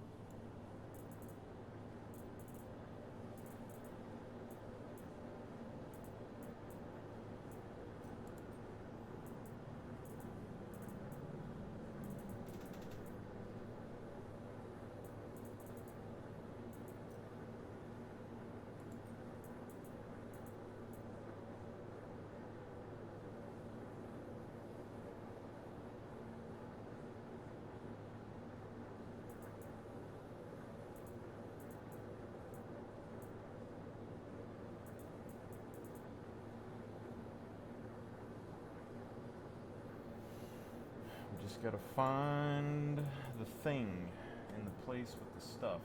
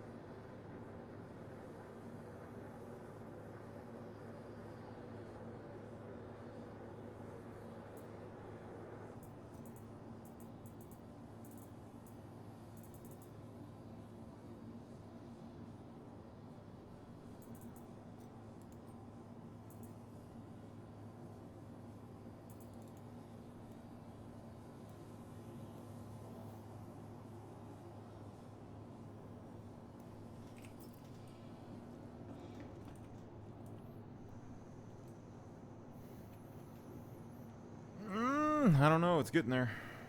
It is getting there. Hold on. I'll be back.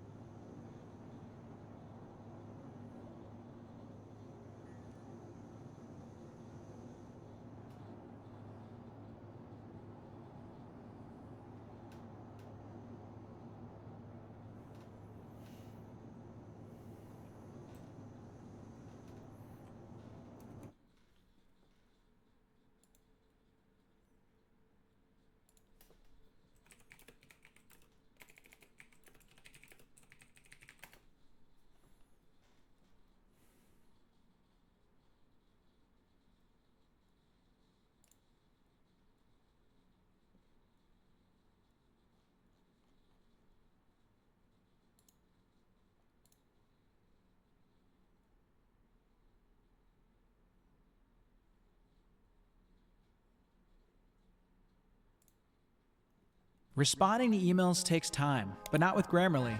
In a few clicks, Grammarly's generative AI. Since they first appeared on screen in 2002, the Clone Troopers have been massive fan favorites. Okay, well technically we could go even further back to 1977 when Alec Guinness mentioned the Clone Wars, but I haven't even started the video and I'm already getting sidetracked. Anyway, from Captain Fordo and the Alpha arcs to the Filoni era, which included people like Captain Rex, Commander Cody, and Wolf, to even Mayday with Bad Batch, it's time to look at every Clone Trooper ever in Star Wars. The mission.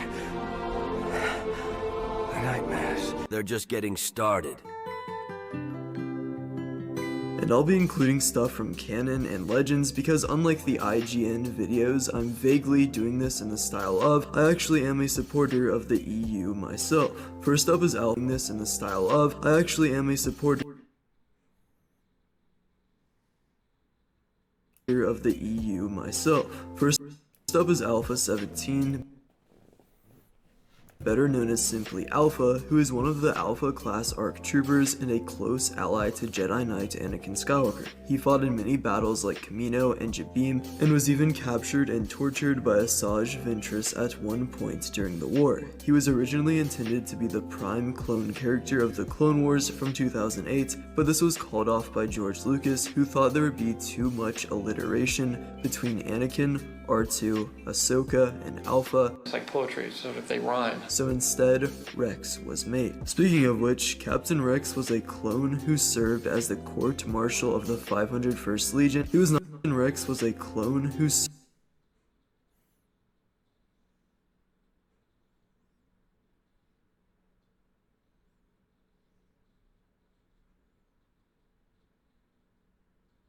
served as the court marshal of the 501st Legion. He was not only highly regarded by Anakin, but also was brave and creative in his war strategies like him too. Rex was known to care deeply for his men and make up his own mind in battle. By the Siege of Mandalore in 19 BBY, Rex would be promoted to commander, and he also had unique armor as he was the only clone to weld Phase 1 and 2 armor for his helmet. Now switching back to Legends, Captain Fordo was featured in the 2003 Clone Wars micro-series and was a leader of a legendary squad known as the Munilist 10, who was very vital to the Battle of Munilist, in which they destroyed an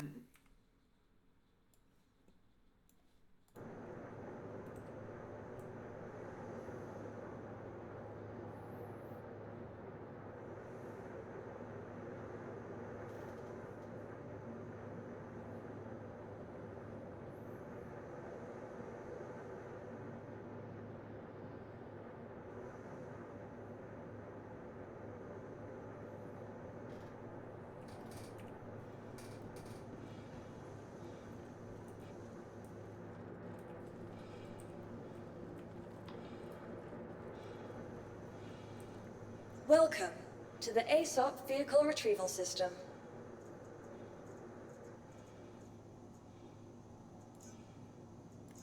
Your insurance claim, please visit us again.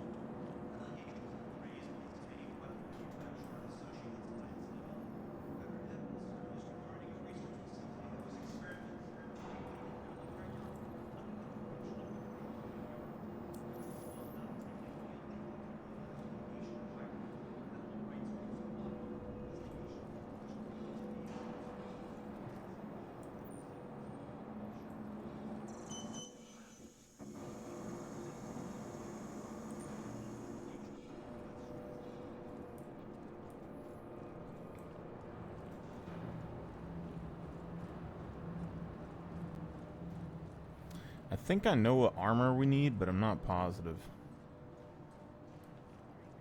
Because we need something white that's kind of solid that can cover the whole torso. And the Inquisitor armor was fine. It's just not perfect. And I feel like that the armor that you get from Microtech might be decent.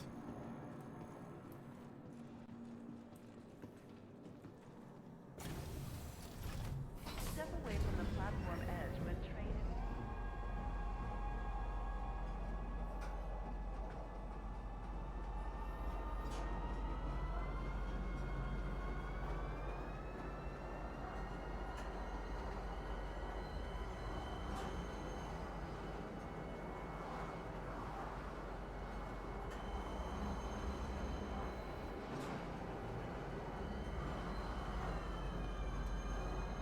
Now arriving, Metro Center. Please watch your step when disembarking the train.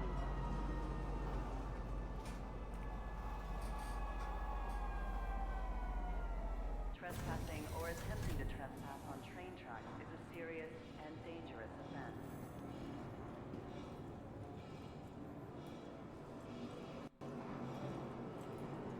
Hi.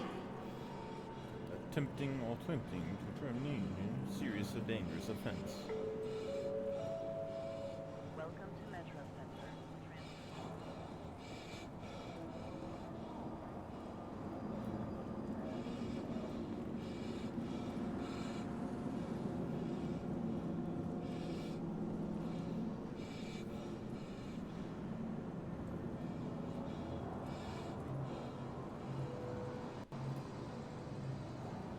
Hey. Hey.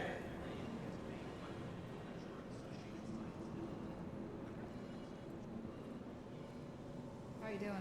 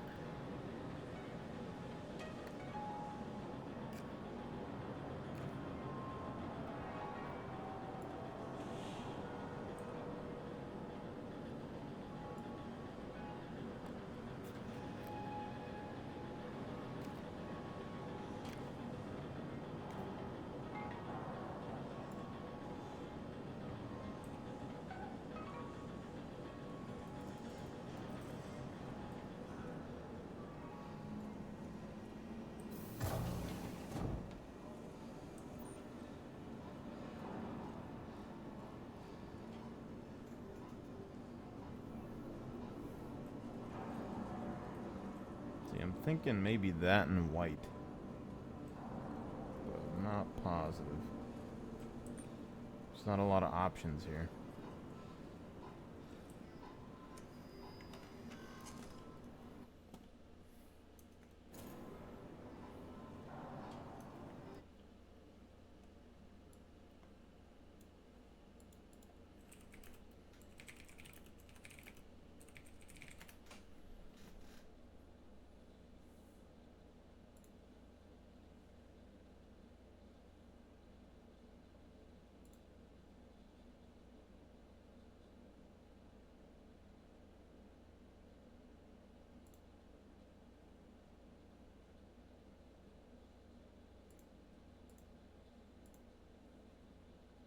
Planet, home.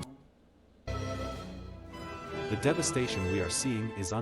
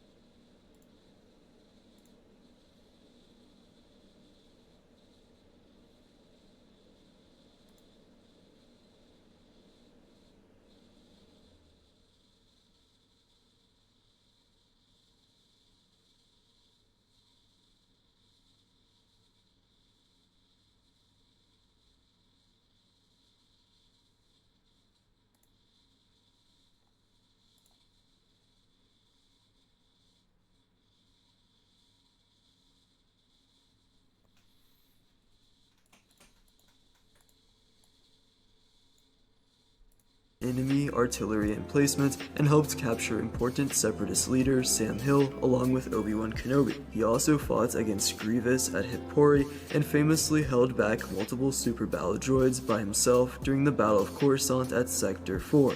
Call an ambulance! Call an ambulance! But not for me!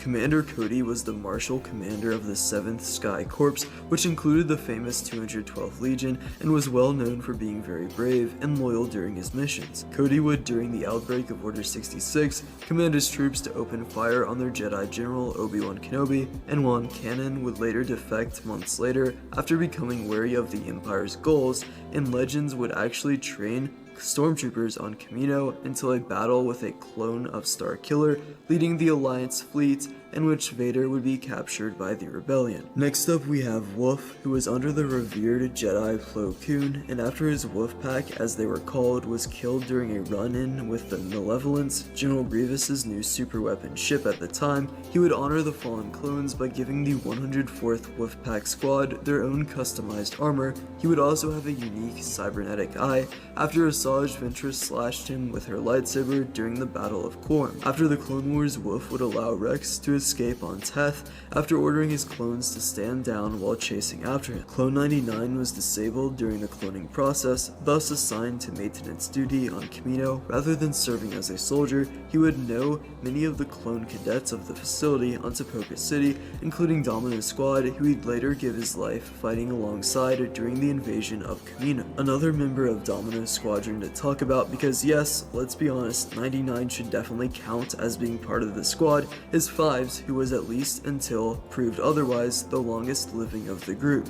He trained on Kamino as a cadet, helped to defend Rishi Outpost from being overrun, and fought at the battles of Kamino and Lolo Seyu, and even uncovered the inhibitor chips associated with Order 66 before being shot dead by Commander Fox on Coruscant when Fives posed a possible threat to the Chancellor. Echo, on the other hand, or Eco as Omega would say, other than his distinctive blue handprint on his chest plate given to him by Rex after killing a Rishi Moon Eel, and also how he died at the Citadel airfield on Lolo Seyu after a commando droid blew up the shuttle he was trying to defend, only for him to later be discovered on Skako Minor by Rex, Anakin Skywalker, and the Bad Batch in a damaged form, leading to him eventually joining the Clone Force 99, who we'll talk about more later. Heavy was a clone in Domino Squad who was inspired by 99 in his last days as a cadet, and would also die on the Rishi Outpost station wielding a Z6 rotary blaster cannon, so I wonder where he got his name from. And incinerating the building, allowing for the OK signal of the station to turn off, alerting the Republic of what was going on there. Our next clone is the commander of the 327th Clone Battalion under Aayla Secura, Commander Bly, who had distinctive yellow armor and a professional personality, believing in not letting personal feelings get in the way of things. As such, even though he had a close relationship with Aayla Secura, he still killed her with no hesitation during Order 66. Neo was another commander from Revenge of the Sith who led the 91st Mobile Recon Corps and had 4 symbols of the 91st Legion on his body, as well as a command sash and a BARC trooper style helmet similar to Wolf and Fordo. He also served in the 5-month campaign on Seleucami and killed Jedi Master Stas Ali during Order 66. Now, the Clone Marines are pretty infamous in the Star Wars community for how sick they are, but Commander Bakara was probably the most brutal of the division because, well, one, he was in charge, but also survived a 3-year-long campaign on Maigito with Ki-Adi-Mundi, and in the Republic Commando Order 66 novel states that he felt betrayed by Mundi, but willing to kill him for all the clones who had died under his orders if he was in fact working with the Separatists. On Kashyyyk during Order 66 was Commander Gree, who led the 41st Elite Corps and served under Luminara Unduli. He was famous for having a trash haircut and hilariously failing to commit Order 66 on Yoda, who beheaded him and his buddy with no room for error. Now our next Revenge of the Sith commander is actually someone from Legends rather than canon, who is known as Commander Fey and almost appeared in the film during a sequence on Kashyyyk where they would shoot a Juggernaut cannon at Yoda up in the big tree, but was cut and reused for Neo. He would be expanded upon in Legends and canon, with him getting killed by Quinlan Vos after starting to destroy a Wookiee village on Kashyyyk right after ordering a hunt for Quinlan and Yoda, and also had a very unique appearance with a white cloak and smaller eyepieces. He has also killed Luminara Unduli in Legends. Commander Keller was another Legends clone who also wore a cloak and attempted to kill the Jedi on Tula during Order 66. Also, Law was a purple clone trooper from the Legends novel The Clone Wars Defenders of the Lost Temple, who was friends with the clone Glitch and helped the Jedi Bink, Utrilla, and her Padawan Renax Omani on a mission to locate a Sith artifact before Dooku could. Now, a common debate among Clone Wars fans is, which is better, the 501st or the 212th?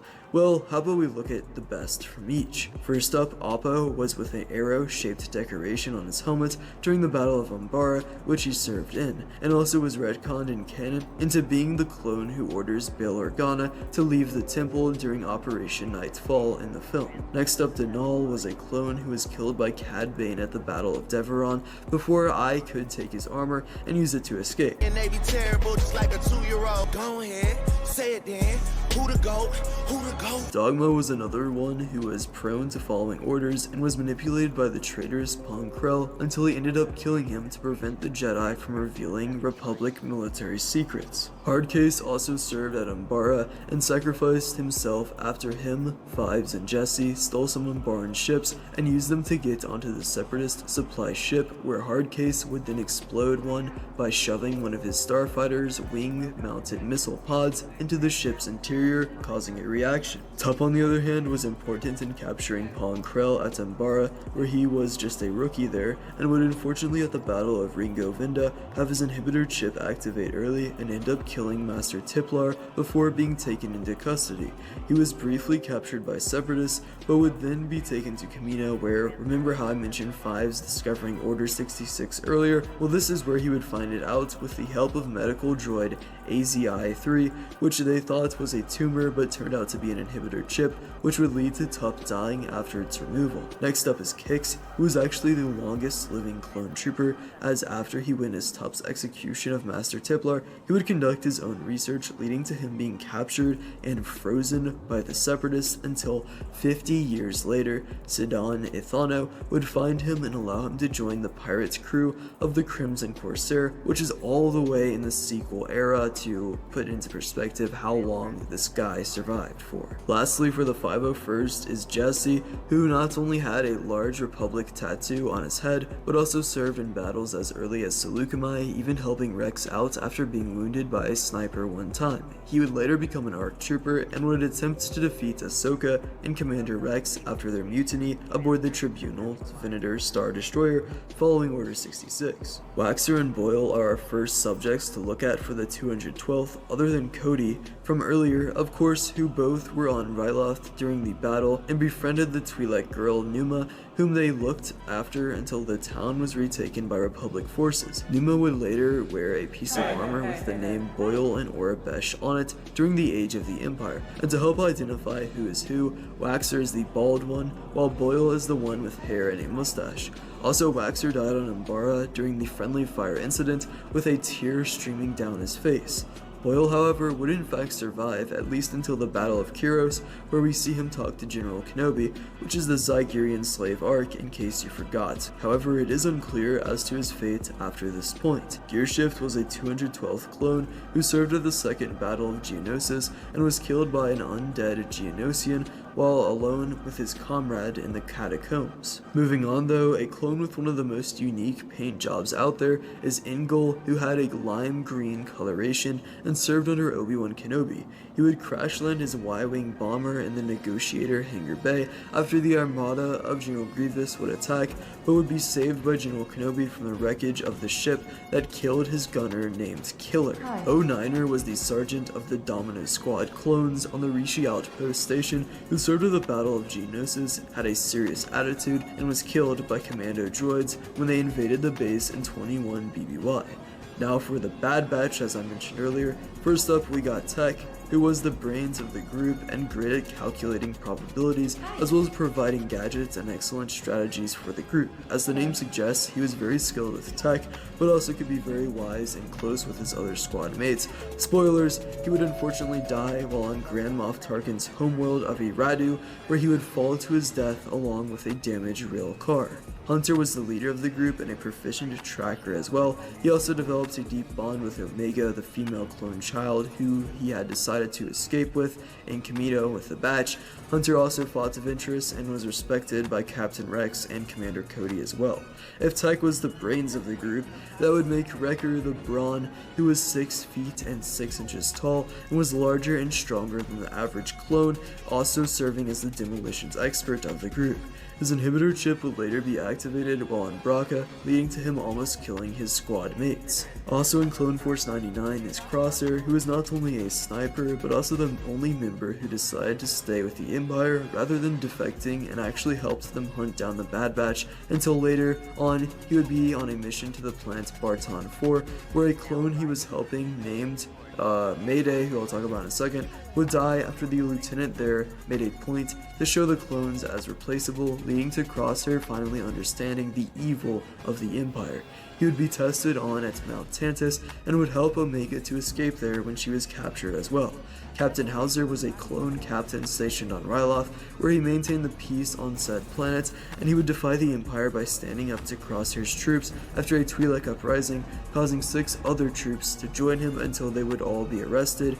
He would later be freed from his captivity on the factory planet Balmora and would join the clone underground based on Teth.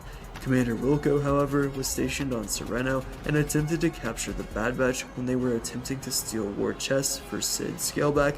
When he would make his mission report to Admiral Ramparts, Ramparts would order him to erase Clone Force 99's involvement in the incident. After refusing to lie, Admiral Ramparts would blast Captain Wilco, killing him. The clone we talked about earlier, who accompanied Crosshair on Barton 4, was the clone commander Mayday, who would help Crosshair look for stolen Imperial supplies by nearby bandits on the planet. After Mayday was injured in an avalanche, however, Crosshair would help him back to the outpost until the commander was denied medical support by Lieutenant Nolan, leading to his death. The frigid conditions of Barton 4 led to his armor being supplemented by various fabrics, leading to a unique appearance. Next up is Fireball. This was a clone who often used a flamethrower and helped rescue Hauser off of his imprisonment, and would also die in a fireball while defending the clone underground base in the Teth Monastery. He had Phase 2 clone armor, which was dyed a shade of dark green. Now you probably remember seeing a purple clone trooper at some point during the Bad Batch Season 3, that's because this guy named Samson is just that. He was another member of the Clone Underground that tragically died at the Teth Monastery. Now according to Wikipedia, his armor was technically indigo, which is arguably even cooler, and it is noted that Wolf actually ordered the bodies of the deceased clones at Teth, including Samson, to be recovered, so there's another Commander Wolf W for you. He may or may not be my favorite clone trooper, not that that matters. Oh yeah, by the way, put in the comments who your favorite clone is out of all of these, or if it's someone I didn't mention. Now for a few clone pilots, first up we have Axe, who served within Blue Squadron under Anakin Skywalker, and unfortunately met his end due to some poor leadership skills of Ahsoka when during the Battle of Ryloth, on the return to the Venator, named the Resolute, his engines would fail and he would then be shot down by 3 Vulture droids while piloting his V-19 Torrent starfighter. Next up is Matchstick, who was part of Shadow Squadron and flew alongside Anakin, Ahsoka, and Plo Koon during the defense of the Kaleida Shoals Medical Center against the Malevolence. But when his left stabilizer was damaged by a Nibre Manta on the flight there, after Skywalker suggested that shortcut as it was an old smuggler's route, the stabilizer would give out during the battle, causing him to spin and collide into Tag, a fellow clone pilot, which would blow them both up. What's up, it's Star Wars Oddball, here to introduce the legendary clone pilot Commander Oddball, CC-2237. Oddball was flight commander of the famed Clone Flight Squad 7, which served alongside the 212th Attack Battalion throughout the Clone Wars. Following the first Battle of Geonosis, Oddball was sent to a flight academy on Coruscant, where he received extensive training in aerial combat. Flight Squad 7's first mission was under the command of Jedi General Obi-Wan Kenobi, where they supported Republic forces by flying V-19 Taurans. During the Battle of Teth, the young clone commander was nearly taken out by Vulture droids before his Jedi wingman saved him.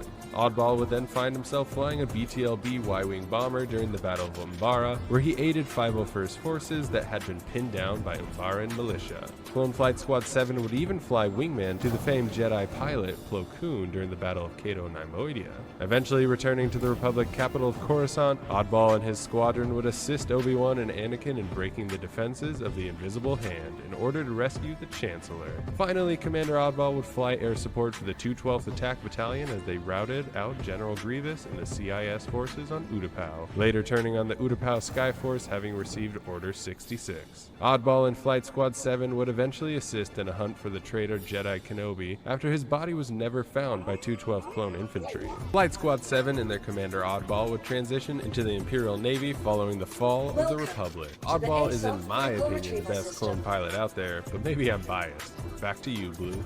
And Warthog was a clone pilot serving in the 104th Battalion, who at the first Battle of Felucia was chased by multiple Vulture droids, but would be saved by Plo Koon and his starfighter. Oh, and thank you to Star Wars Oddball for the segment on Oddball. Definitely check out his channel, really underrated guy. He has a lot of followers on TikTok actually, a lot more than me, that's for sure, so check him out there also.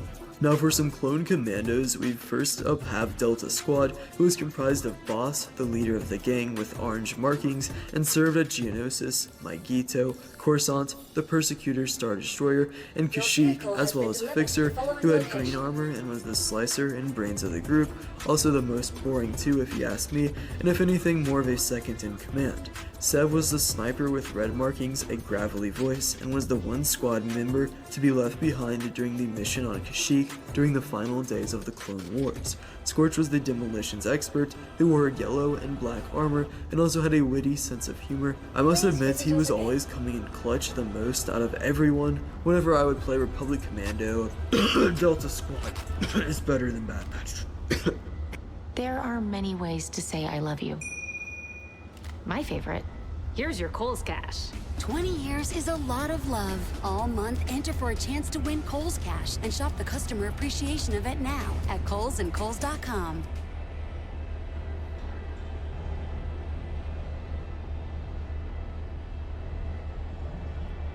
Good.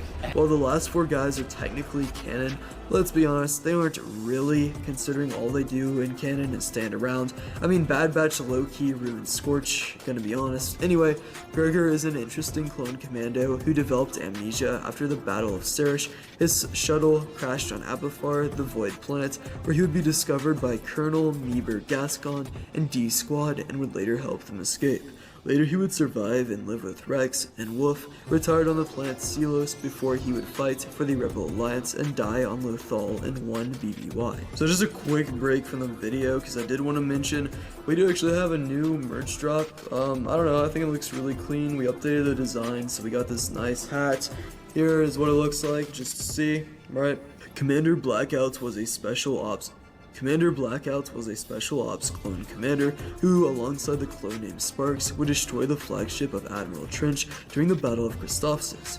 Blitz was an ARC trooper of Rancor Battalion who had a unique helmet pattern, yellow markings, and would order some ARF troopers to shoot a missile launcher at enemy ships on Kamino. Next up, Chopper. No, not that Chopper, but Chopper from Season 1 of the Clone Wars was a brother who collected Baladroid fingers, much to the disgust of his fellow clones, and was a suspected traitor for a plot with Ventress, which turned out to be Slick instead. Now Colt, on the other hand, was an ARC commander who led Rancor Battalion and was killed by Ventress after being force choked, stabbed with a lightsaber, and then finished off with a kiss to the cheek. Comet was another 104th boy who helped rescue Anakin and Mace Windu on Vancor, and also served at the Battle of Kadavo, in which he utilized a jetpack. Cutlock Quain was a clone deserter who lived on Seleucami and helped nurse an injured Rex back to full health, and also showed Rex a different outlook on the war, accompanied by his wife, Sue Locke-Wayne, and their children Jack and Shia. Commander Doom was the clone serving under Generals Tipley and Tiplar during the Battle of Ringo Vinda, who had unique green, gray, and yellow armor and was inspired by the Marvel character Doctor Doom. His clone squad, known as Doom's Unit, used M3 Bulwark blast shields during this battle. Time for everyone's favorite clone though, with Commander Fox. Kill him.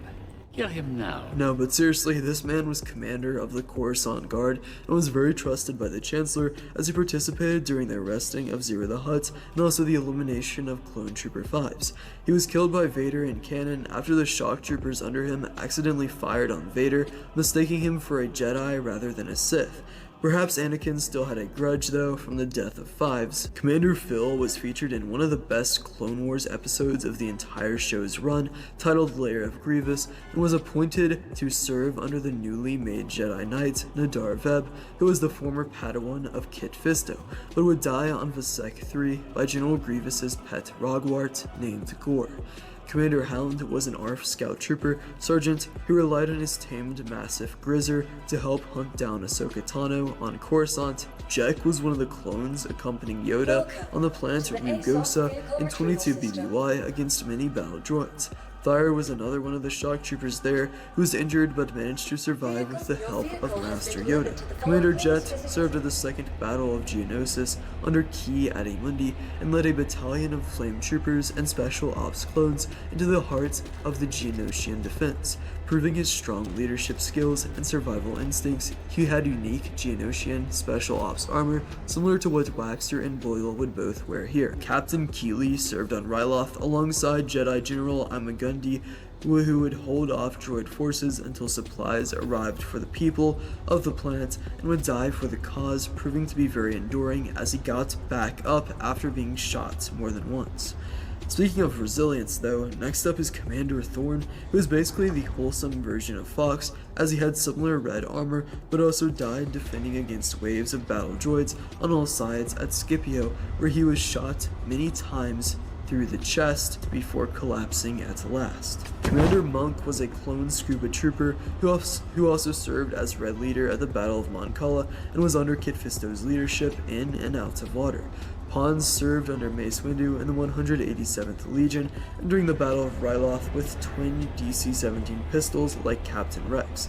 A cool fun fact is that at the Battle of Geonosis, he informs Mace that there are 5 special commando units at the ready, putting the clone commandos in the actual Lucas canon 6 films. Commander Trauma was an ARF commander under Jedi Halsey and was unfortunately obliterated by the shining blade of Savage Opress on Deveron. Commander Vaughn was the leader of Ahsoka's 332nd Legion, who had custom armor designed by Rex for the honor of Ahsoka, and he would die at the sewers of Mandalore. Captain Locke was a clone captain serving under Eth Koth with light green markings that was asked by his Jedi General to leave for Eth. Our last clone of the day though is Hilo. Okay, kinda sucks, I just don't know how to pronounce this guy's name as he is the last one. Who I wanted to mention today was this guy, as he is a clone commando who is with Wolf on Teth in the Bad Batch and actually seemed pretty chill with the commander, letting them go, that being Rex and other clones, leading me to believe that there's still hope in clones like this that are actually morally intelligent. But anyway, that's it for this video. You can subscribe if you want to. Also, consider checking out the merch, because I do think it looks pretty clean, especially on me, of course. But hey, it might look good on you too. You never know. Yeah, I upload videos every week, always on Friday. And I also post 2 shorts on the weekends as well. But yeah. See ya.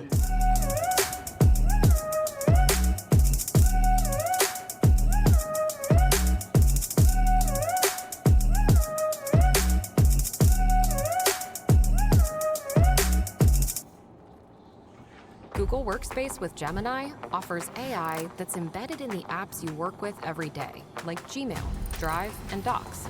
Generate documents, create images, and more without leaving your current work stream.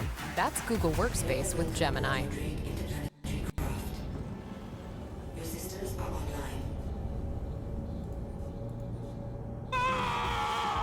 supplies are low, deliveries are late. You can scream all day, or you can try the Webstaurant way. From cups to espresso machines, get everything you need without the stress. That's the Webstaurant way.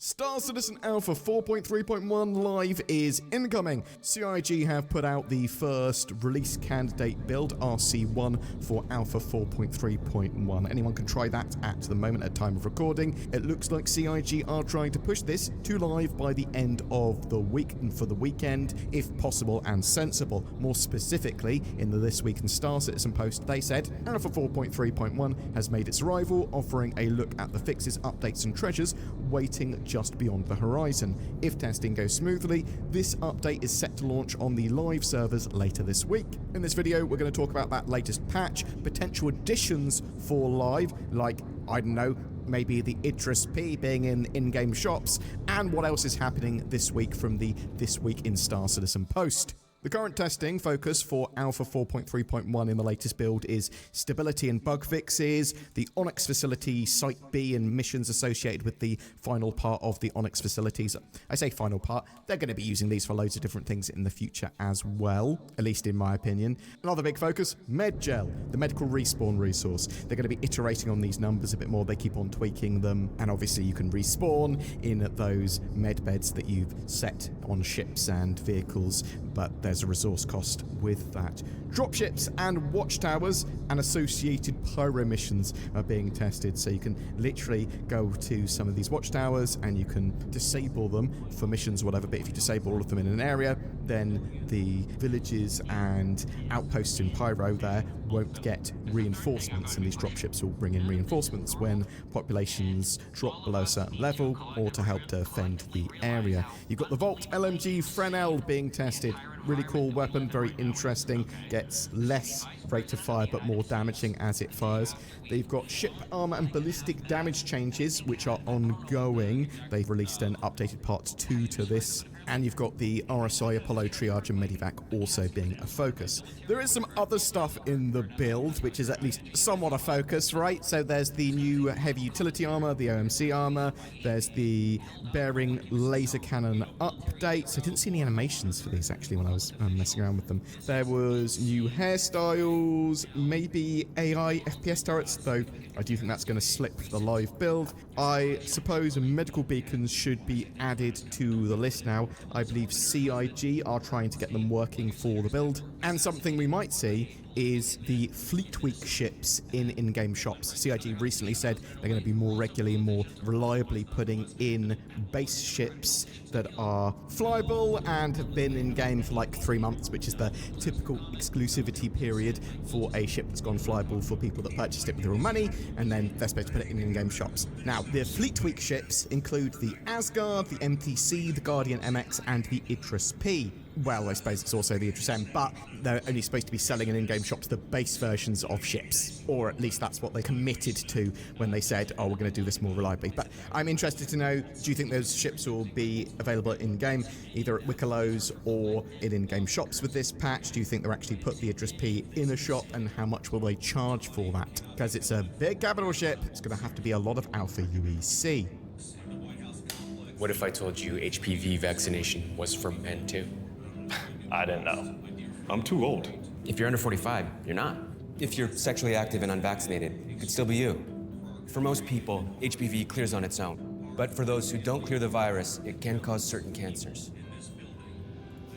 Gardasil 9 is a vaccine given to adults through age 45 that can help protect against certain HPV-related cervical, vaginal, vulvar, anal, and certain head and neck cancers, such as throat and back of mouth cancers and genital warts. Gardasil 9 doesn't protect everyone and doesn't treat cancer or HPV infection. These diseases may have many causes.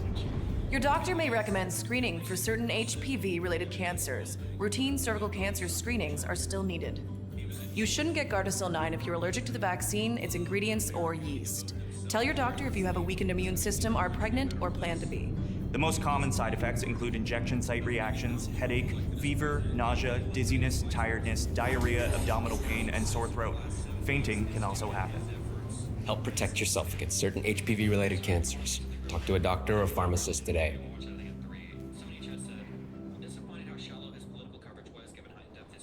Bug fixes and stuff like this in the latest release candidate. At time of this release, Star Citizen Alpha 4.3.1 contains over 110 bug fixes for issues occurring since the patch was in EVA Kati, including 17 that originated from the Issue Council, 4 of which have already been hotfixed onto 4.3 live. Loads of potential fixes have been made for Medgel, which Medgel is currently broken for me, as is responding. We'll come to that in a minute. Medical beacons, various missions, the Apollo, and the ASD New Wing Site B, as well as a variety of crashes. There are some known issues listed for the build currently, so they don't happen 100% of the time. They're intermittent, but they're potentially relatively common. Tier 1 medical bed maximum distance respawn is incorrect. Yes, it is very incorrect. Players at ASD facilities will be rescued and respawn back at the facility after being incapacitated. Now, in my opinion, that's a feature. I want to be able to do that. Turrets at Faro data centers are not firing. Players are unable to mantle ladders from the top to climb down.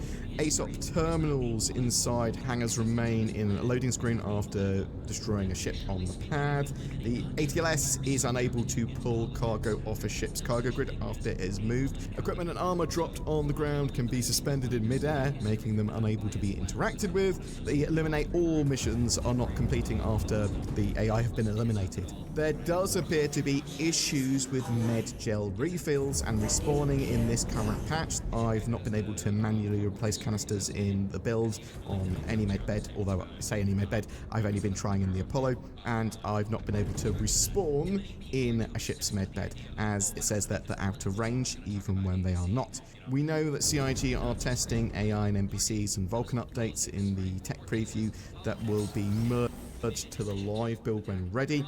And they also said that they'll be starting engineering version 2 testing on the tech preview build after that. Benoit also recently said Vulkan will be fully integrated likely by the end of the year, and that engineering tests will start before the end of the year. At least that is the plan currently. Alpha 4.3.1 looking very close to release. With that in mind, lock up your ship. Make sure you've stowed everything that you want to stow at your home location if possible. Any refining jobs that you've got going will be deleted during the move from 4.3 to 4.3.1, and typically things like consumables, they will also not be carried over. So sort of bear that in mind when this new patch goes to live. And obviously you don't keep anything from the PTU, it's just from the current live build 4.3 to 4.3.1 live. But this week in Star Citizen Post, Pirate Week is in full swing and fortunes are being made and stolen in every corner of the verse. For all you creative Corsairs, the ongoing flag designing contest is your chance to compose the colours of your crew, conjure up chromatic combinations no captain has conceived, and claim a coveted Haunted Craft. Submissions close on Monday the 22nd at 8 PM UTC, which I believe is when Pirate Week ends. Please COG give more details of the full dates of a promotion of an event in multiple areas so that I can understand when a event like Fleet Week or the Foundation Festival or Pirate Week is going to start and end as early as you can give us those dates. And if your course takes you planetside to Italy this weekend, the Bar Citizen World Tour makes port this Saturday in Rome, where tall tales and camaraderie flow as freely as the grog. What's going on this week beyond that? Need a patch up between dogfights, during large-scale team battles, or just from adventuring gone wrong? Meet the RSI Apollo, the Verse's answer to ouch in this Wednesday's Behind the Ships. We're going to have a dedicated video on them making the RSI Apollo. It should be the Triage and the Medivac they'll talk about. We do know the Medivac version has the extra missile launchers and more armor, but other than that, they're pretty much identical other than the skin. Both versions will be coming with 2 sets of each of the 3 tiers of modules, so 6 modules, so you can configure the ship with your choice of Tier 1s, Tier 2s, and Tier 3 medical facilities. Why CIG didn't decide to have Tier 1, Tier 2, and Tier 3 entries in that order of severity, I don't know. Tier 1 being minor and Tier 3 being the most major. That would make more sense and make my brain like it more. So yeah, I'm expecting a release of 4.3.1 either on Thursday or Friday personally, but we'll see if that goes to live. It might get pushed. It depends on whether or not it's in a good enough state to be released. On Friday, you're going to get yourself the RSI newsletter, probably some more pirate treasure hunt bits and bobs, and as I said, Saturday there is the Bar Citizen in Rome in Italy, and Silent Disco have some shinies for you if you are there. Another part of the treasure hunt was released as well in that This Week in Star Citizen. You can get involved with the treasure hunt now. This has you go to multiple locations in-game to get a passphrase, and then you type that in on the Pirate Week main page and you get a reward. So they're still putting out clues and different areas for you to go to at the moment. The latest one is Avast! A curious sight awaits. Reckon ye can make sense of it? Neath the ground something stirs as the storm lashes down. Seek the haunt whose name recalls flames reborn, where legends rise from ashes, where hungry crews stop to fill their maws. What ye seek can be found in lucky draws. Less than a fleet, more than a loan, sharp as cutlasses, these glittering stones. Blood-red jewels mark the path true. Count them, matey, and they steer ye through.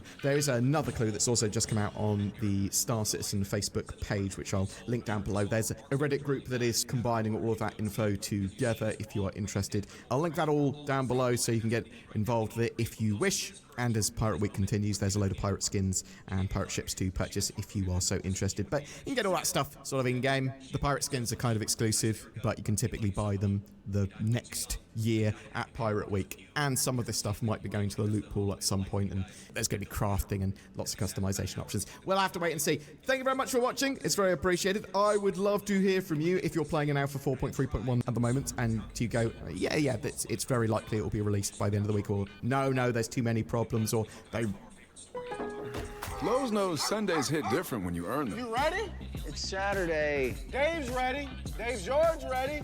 He's miles ahead of you. We flying, Dave. Call! Let's go. Plenty of runtime, and it's even got turbo mode. That's what they called me in college. No, they didn't. They called me a lot of things, different things. I bet they did. We'll take it. We got a Sunday to earn. We help you tackle that project by Saturday so you can earn your Sunday. Lowe's.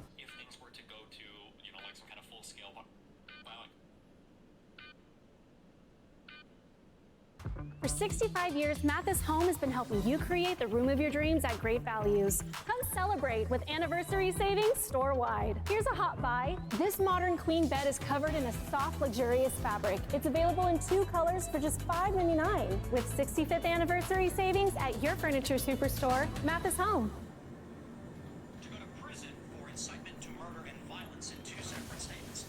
Following videos that emerged, need to fix the Medgel and respawning thing. I have yet to go through and do the missions for the Onyx Facility Site B yet. I've had a quick look around, but yeah, I'm looking forward to doing that probably in the live build. I'm interested to know if that's something you're doing as well. Are you going, no, I want to try out the PTU now?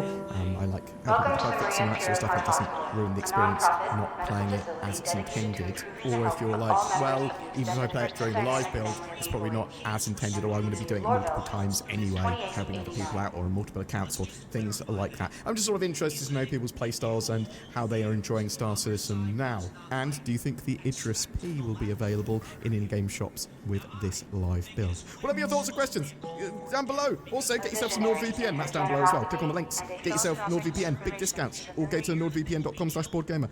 Whatever you choose, it helps the channel and you get better accessibility, security, and privacy on the interwebs. Thanks very much for watching. Every month we have a ship giveaway, and for this month of September we are giving away an RSI Apollo Triage, a medium-sized flying medical clinic. It also comes with lifetime insurance and access to Star Citizen with a game package. All you need to do to be in for a chance of winning that is comment on any of my videos made during this month of September. If you would like to further support the channel, please remember to like, share, subscribe, watch my other videos on the channel for everything Star Citizen related. There's a load of useful links below as well to a load of stuff that I support or support me in some way with like NordVPN and all that sort of jazz, Gaming Glass, loads of cool stuff. But also, you could clickety-click on the join button under my videos to help support the channel even more by giving a little bit of money. Oh, isn't that good? Get a load of exclusive little bonuses as well. Or you can use Patreon to do pretty much the same thing, whatever you fancy. Thank you so much for watching. I hope you have a great September, and I'll see you in the verse.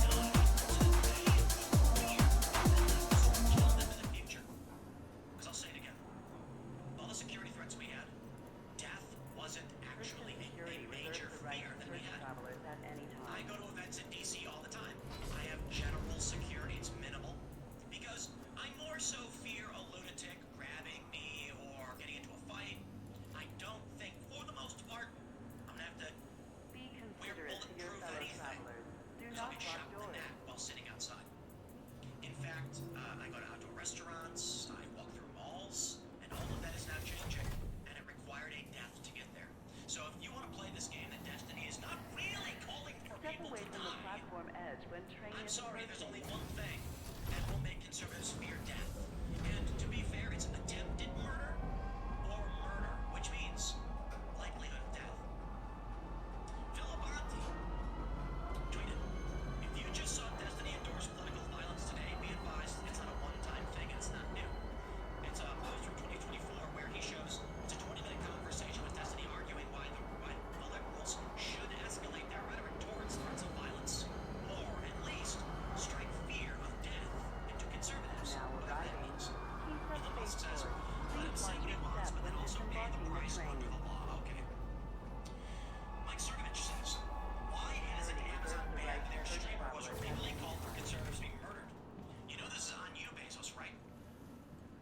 Anything happens to one of us and you'll be held personally responsible. Colin Rock posts a video from Piers Morgan, and not the one that I think we really want to see. I posted this yesterday. Popular streamer Destiny refuses to condemn the assassination of Charlie Kirk. Says, you need conservatives to be afraid of getting killed. On Piers Morgan, quote, I won't condemn anything until Trump can go on the air and say all of us need to calm down. Elon Musk said, I don't think this jackass should be banned, but Amazon should stop paying him to incite murder. That's insane. Separately, incitement to murder and domestic terrorism is a felony crime. For that, he should go to prison. To please He can resume streaming when he has served his Vehicle term. selected. Stand by. Destiny has been banned. Your vehicle has been delivered to the following location. Please visit us again. Which he said portions of the Goodbye. trans community were not worth engaging with because of the risk of getting permanently banned. For which he was then permanently banned. He streams on YouTube and Kick. Fair point. Correction on my part as well. I didn't know that. Welcome to the ASOP Vehicle Retrieval System. Particularly viral. Down the crime statistics. No, exactly. You need conservatives to be afraid of getting killed when they go to events, so that they look to their leadership to turn down the temperature. Please visit us again. Goodbye. They don't feel like there's any fear. Like, I don't know, it's like memes. It's just memes to everybody, I guess. I don't know, bro. I don't know. I don't care. I'm playing video games. Okay, I'm done today. I don't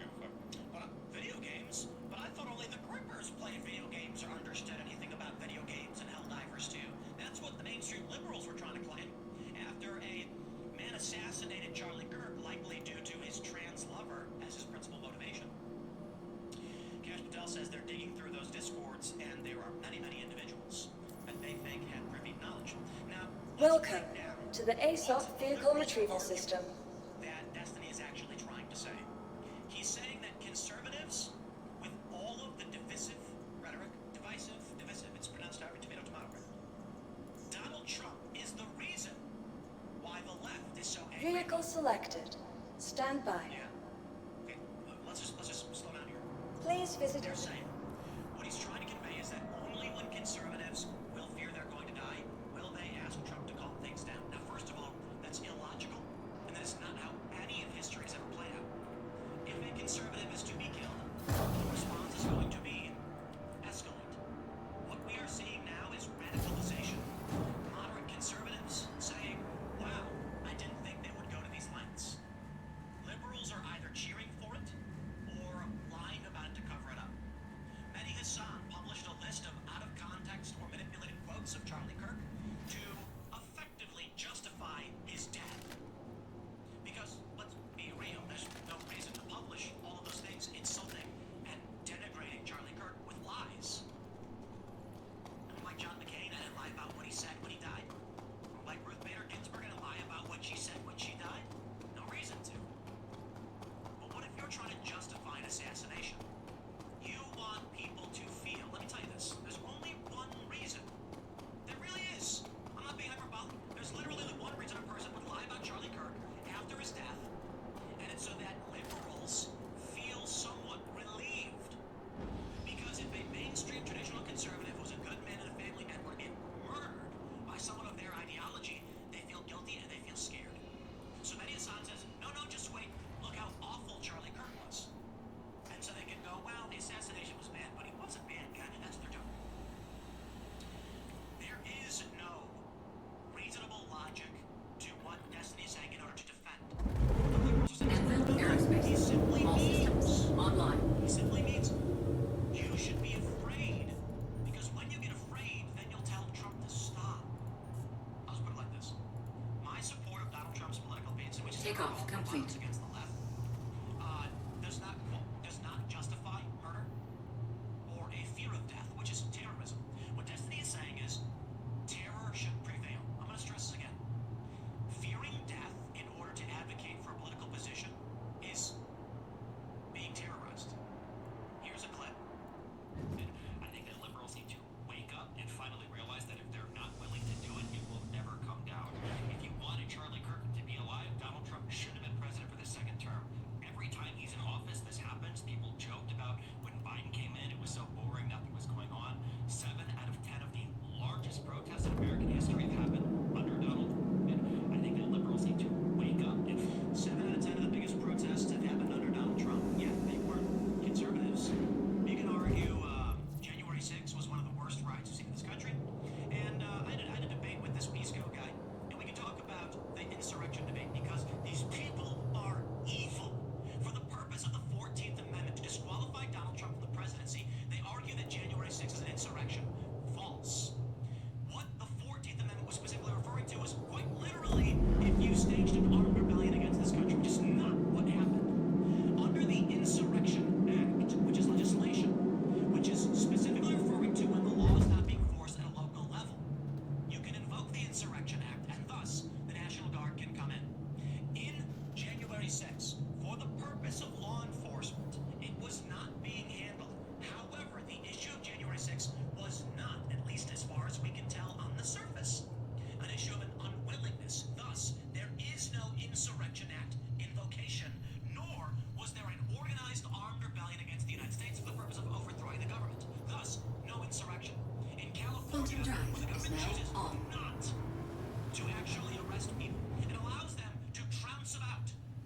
Trump invokes, in fact, honestly, he never even did invoke the Insurrection Act. During the George Floyd riots, when local law enforcement was fleeing burning buildings in Minnesota, one could argue, under the Insurrection Act, you could invoke this law to send in the military to stop these riots. That still does not mean, for the purpose of the 14th Amendment, an armed rebellion was organized against the United States. Trump never advocated people storm the Capitol. These are the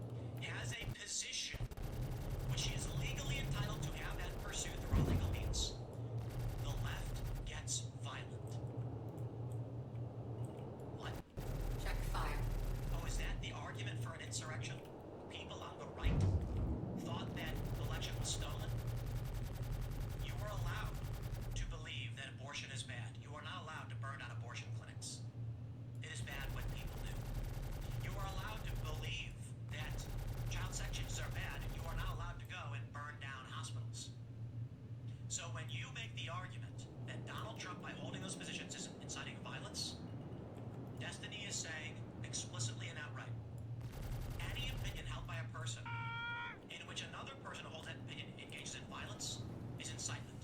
So if you believe in child sex changes, and that means that you have incited violence because it's so extreme. That's a psychotic position. So when he says, if you wanted Charlie Kirk to be alive, Trump shouldn't have been president, he is telling you Trump is inciting violence by virtue of his existence and political policies. Okay, that means the left is doing literally the same thing all the time. Destiny's logic leads to one thing: people killing each other every which way. And that is psychotic. Now, I'll tell you my opinion on the guy. I think Destiny is suicidal. I'm not trying to say this. I know you can't say that lightly. I believe that and this is important. I believe Destiny legitimately has a self-destructive tendency right now pertaining to the suicidal. And I should be careful, but this is serious, and I do mean this. The reason why I'm saying this is because many people have asked me not to cover this because they feel that Destiny is only doing it in a self-destructive way. And the evidence is that Anna Kasparian, also a progressive liberal, or whatever she calls herself these days, is scoffing and shocked by what Destiny is saying. Mainstream Democrats do not want to be party to what Destiny is saying. So why say it? Why say what literally everyone on the left is saying? Stop! Not only are you making the left look bad, you are putting a target on your back. Okay, there's a lot to break down here. I was asked not to talk about it because they believe Destiny's only doing it to make himself a target or a martyr or something like this. That he's not a serious liberal, these are not real arguments, and no person advocating for political ideology or to win politically would say anything this psychotic. He is doing it only to cause harm to himself, and he's hoping someone else does it. I hope no harm comes to this man, and I hope he gets the help he deserves, but I think this is serious. There have been a series of scandals, such as his wife leaving him. Apparently okay, I don't know about the guy, but this is what is conveyed to me. When people say, Tim, don't cover this, here's why. I have been told that his wife left him, he was totally shamed and embarrassed. I have been told that his son has appeared on social media, 15-year-old, saying that his dad is a loser, cock, and he's ashamed of him and doesn't love him, and just horrifying things. Videos have emerged of Destiny engaging in adult activities with other men, for which he was also attacked mercilessly. And it's all alleged, because I don't know anything about the guy. Apparently, he's been accused of secretly recording women against their wishes, which is a criminal offense. And from this, people have stated the dude's life is in shambles. They believe that he's on drugs heavily, that he's facing criminal and civil liability for whatever he did to these women. I don't know if that's true. There have been tweets from his son, apparently. Again, I don't know if any of that's true, but this is what's conveyed to me. He is self-destructive, and he is basically trying to destroy his life to the most extreme way imaginable. Because what he is saying will either result in prison time or him becoming a target. So I wish him the best, and I think he needs psychiatric help. I genuinely do, and I hope he gets it. I don't say that lightly. But this, we cannot have in political discourse. So what I will say is, condemnation of what he said I find perfectly acceptable. But Piers, I hope in the future you do not have this man in your show to continue things like this. I'll leave it there. More to come. I hope we as a country find a way through this, but with the psychotic behavior and I'll see you all in the next segment. Thanks for hanging out.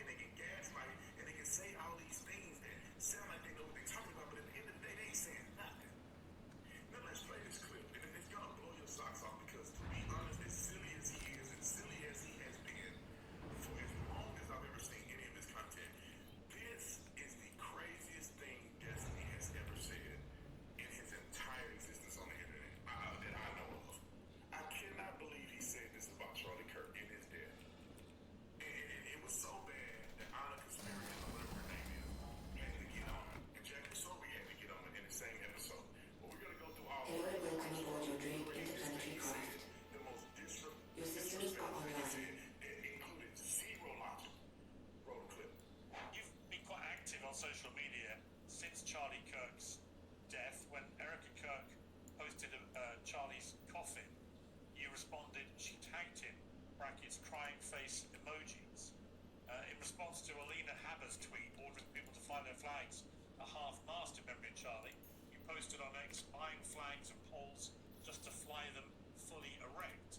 And you then posted yesterday, ending every conservative debate, call out I'd do in 2026 with don't dodge growth. That's not what Charlie would have wanted. I mean, do you think that your response to the cold-blooded murder of Charlie Kirk has been appropriate? Yes. I think that the only way this country moves forward into a better world is when conservatives can finally realize that they need to turn the temperature down on their side. We are 10 years into whatever this Trump madness is, and there is not a single mainstream conservative that will call for a lowering of the temperature on their side.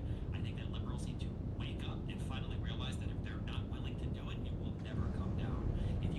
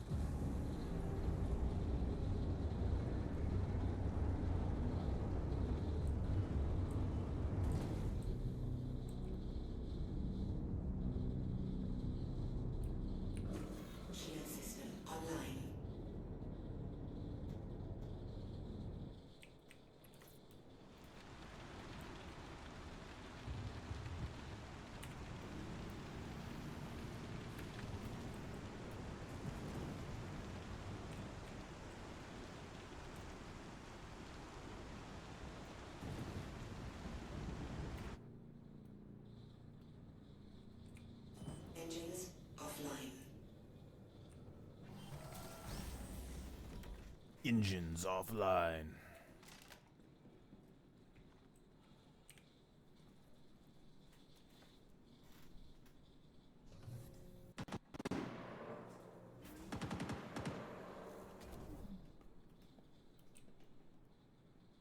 Hello and welcome aboard your Drake interplanetary craft. Hello and welcome aboard your Drake interplanetary craft. Your systems are online.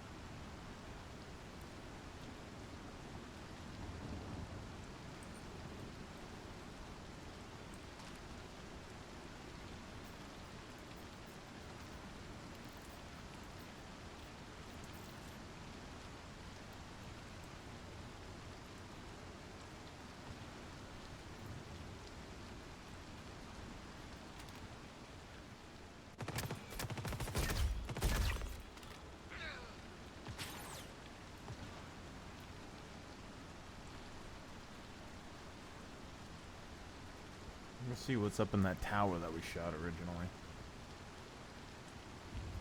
I don't even know what this place is.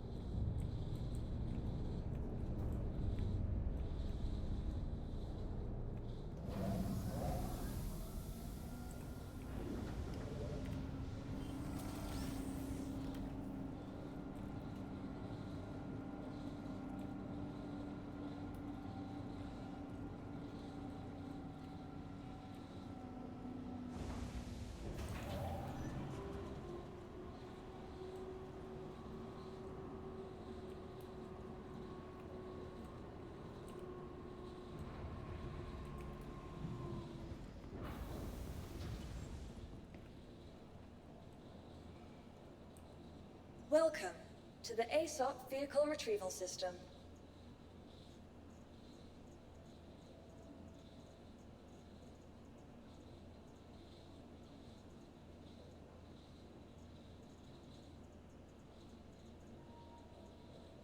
Your vehicle has been... Please visit us again.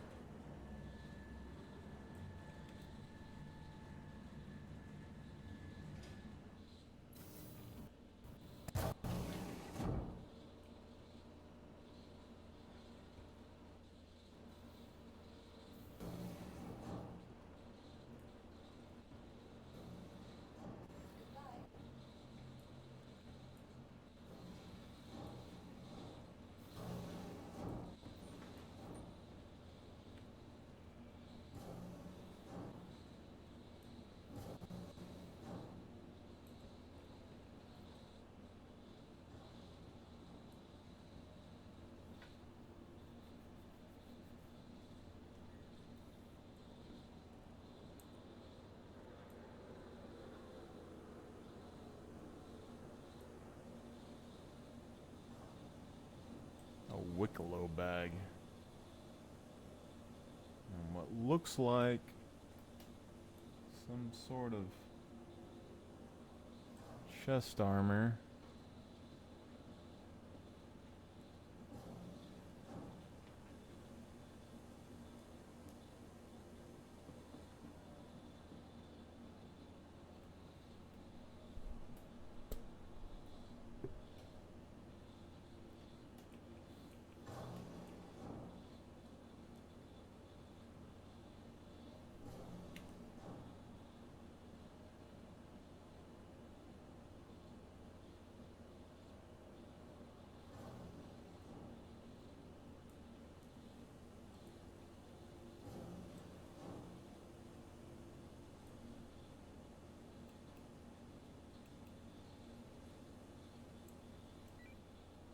Yo, guy, what's your chest armor piece?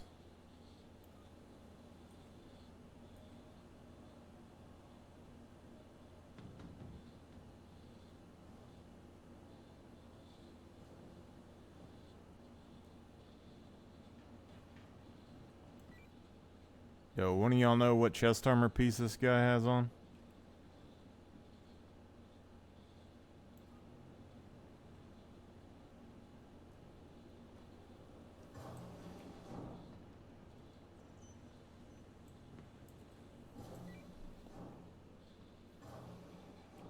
Hey, what's the chest armor?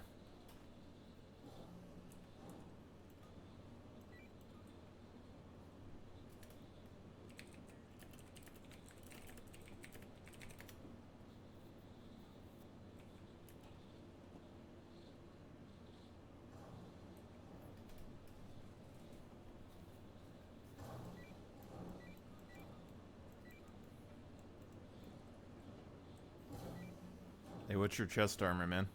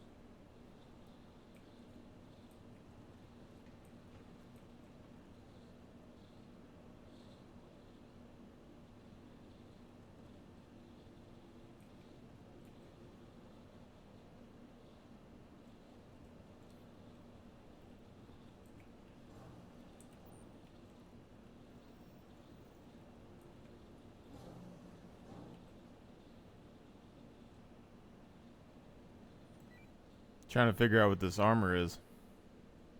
This chest piece.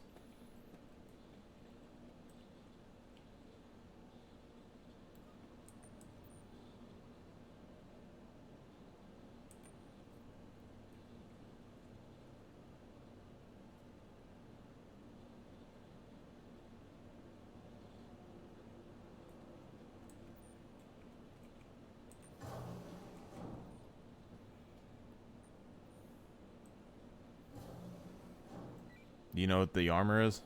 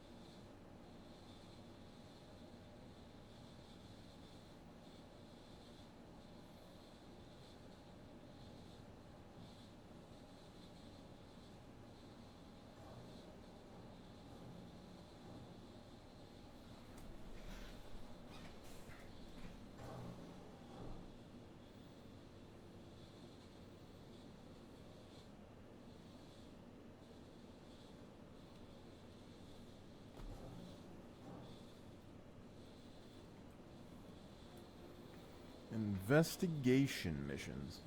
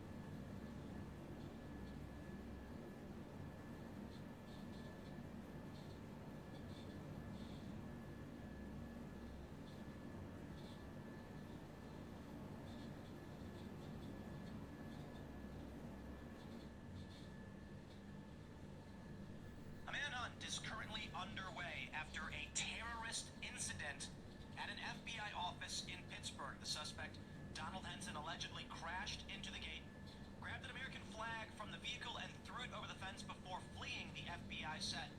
Now, right now, it doesn't seem that we know what the motive is. This man rammed the gate, jumped out through the flag, and has fled. And as of right now, they are currently looking for the individual. They know his name, but they don't know exactly why he's doing it. Now, they've also said they believe he was suffering a mental health issue of some sort. So I don't want this to come off like it is overtly political. We don't know that yet, and it seems like it probably isn't. My understanding is this man had a military background, but we don't really know why this happened. NBC News reports the FBI in Pittsburgh is looking for the driver of a car that allegedly rammed into its city field office on Wednesday in what officials have described as an act of terror. FBI Pittsburgh Assistant Special Agent in Charge Christopher Giordano said in a Wednesday news conference that the Bureau was searching for Donald Henson from Penn Hills, a township east of Pittsburgh. The FBI is appealing for information on his whereabouts. Henson allegedly crashed into the gate, then grabbed an American flag from the vehicle and threw it over the fence before fleeing the scene. Quote, "We're hoping by putting his photograph and his name out there that we will start getting some tips from the public. We look at this as an act of terror against the FBI. This is a targeted attack on this building. Thankfully, no one was hurt. Now, I don't know any potential motivations. We can discuss what is currently going on politically in this country pertaining to the FBI, and maybe that might give us a clue, but there's no indication that we know for sure." Kash Patel had a fiery Senate hearing yesterday as the head of the FBI, where he So you tell me how you don't know anything about this. In the farthest reaches of space, where no one has gone before, Weyland-Yutani sent a group of explorers on a mission to collect samples of the most dangerous cosmic creatures man has ever seen, and 5 were taken for study. From a tentacle creature with an eyeball capable of stealing your body, to monsters that bleed acid.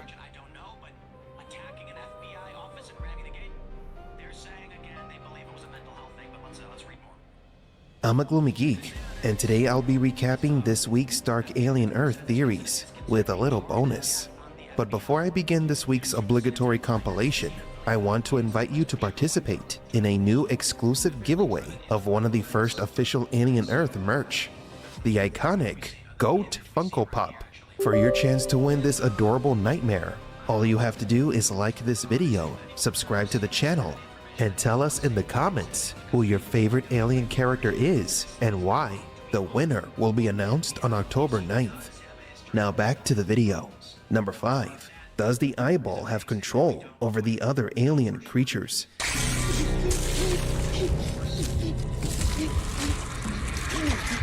The bug's diet makes it uniquely disturbing, but it also points to something important. In the same episode, one of the Lost Boys, Toodles, went to feed the alien creatures alone. Not so smart on his part, since because he would become dinner for the alien fly.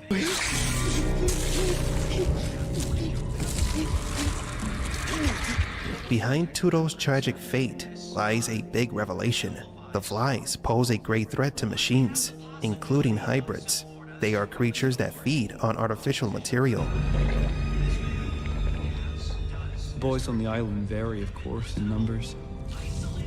This is a helpful tool for another smarter creature to use.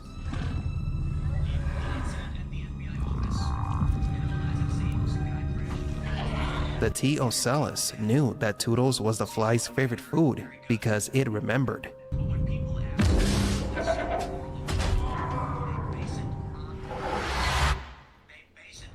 We have to stop for a second and think about what it implies that the T. Ocellus scared Toodles to trap him with the flies. For days, the eyeball has been observing, remembering, and analyzing, plotting its escape. What is most disturbing is that it remembers what the flies like to eat and seizes an opportunity. The eyeball knew that by hitting the glass, it would startle Toodles. It wanted to trap him with the fly because it knew what would happen.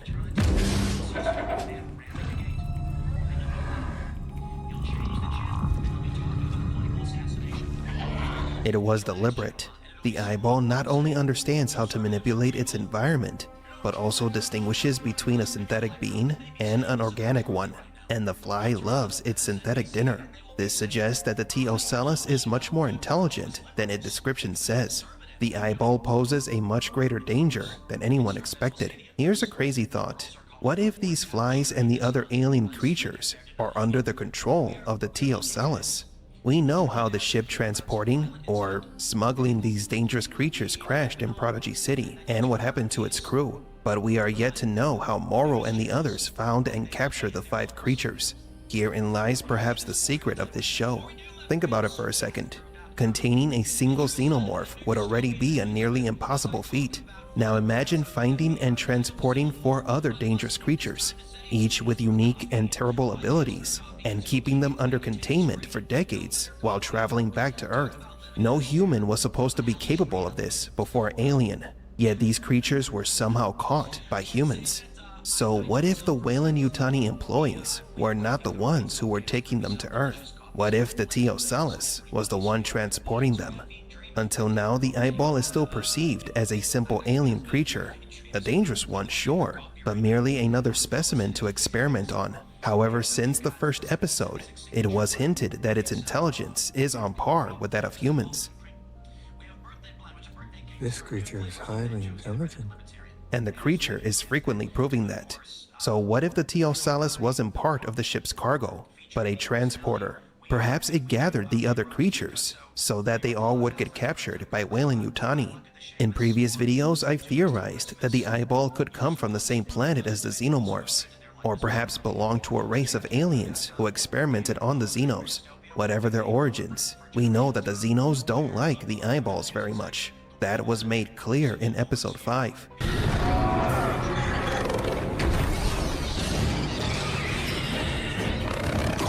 So did the Teocellus plan for it and the other aliens to get caught by the humans?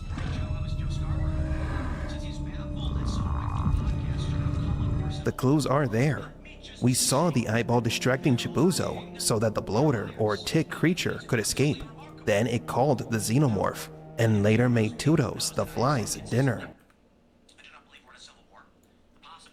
Everything points to the fact that the eyeball thinks, memorizes, and rationalizes. It plans the fact that the eyeball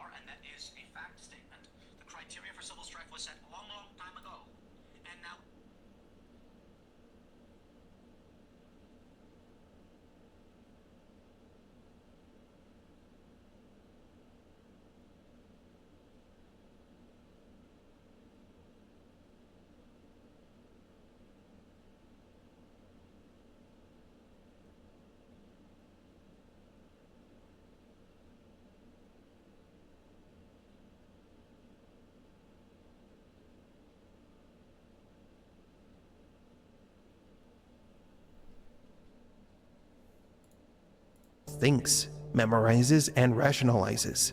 It plans, manipulates, and uses the other creatures to its advantage. It knows the other creatures' strengths and maybe even their weaknesses. Everything the eyeball does has to be part of a larger plan of its design. If there is an alpha among the 5, then it can be none other than the eyeball. Everything is made clear now. A trapped, intelligent life form capable of manipulating others would want the same as any other trapped creature: freedom. Teocellus will use its fellow monsters to return home, just as it used the metal-eating fly. Fascinating.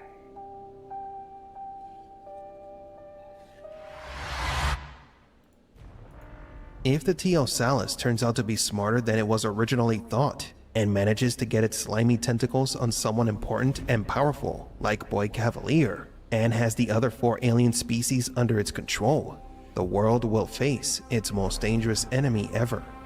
So what do you think? Is the Teocellus that smart that it planned to make Tudos the fly's next meal? Does the eyeball have control over the other alien creatures? Number 4. Did you know about Xenomorph Prime? Will we see it in Alien Earth? The home planet of the Xenomorphs is as mysterious as the creatures themselves. Many fans believe that the creatures have no home, as some of the films showed that the Xenomorphs were the result of experiments. See, you are. So what is the truth then? Are the Xenomorphs artificial creatures? Or do they have a home? Well, according to legend, there is a mountainous planet entirely inhabited by Xenomorphs and ruled by one or many queens. It is said to be a world that the Predators used as one of their hunting grounds, and it is the most dangerous planet in the entire universe. One clue that shows that this planet exists is some concept art from the 2007 film Alien vs. Predator. Although it never made it on screen, the behind-the-scenes feature referred to this location as Xenomorph Prime, and the art is a planet covered in ovomorphs, xenomorph eggs. In 2014, NECA Toys released a line of Predator figures, with one with a biography that mentioned how the Predator was stranded on Xenomorph Prime, and I quote, "Stranded for years on Xenomorph Prime, his tribe was killed in a reckless Xeno hunt gone awry, left with nothing but a broken ship and limited supplies. This Predator has proven to be very resourceful, creating new weapons from the wreckage of his vessel. He lives in isolation, an outcast amongst the enemy, often becoming the hunted himself. He once longed for rescue from this desolate planet, but has since realized that it is the greatest challenge a true warrior could ever hope for." End quote. The official Predator Facebook account posted a star map back in 2018 that shows several planets used by the Yautja for hunting, including Xenomorph Prime. The image also shows other planets, such as LV-223 from Prometheus, Yautja Prime, the home planet of the Predators, and Xenomorph Prime, among others. Since this picture was published by the official Predator account before the premiere of the film Prey, many began to speculate that it was evidence that everything that happens in Alien and Predator is part of a shared universe, possibly validating other stories as canon, such as the comics. The Aliens Outbreak comic, published in 1988 and perceived as an alternate story to James Cameron's Aliens, shows the Xenomorph's home planet and an invasion of Earth.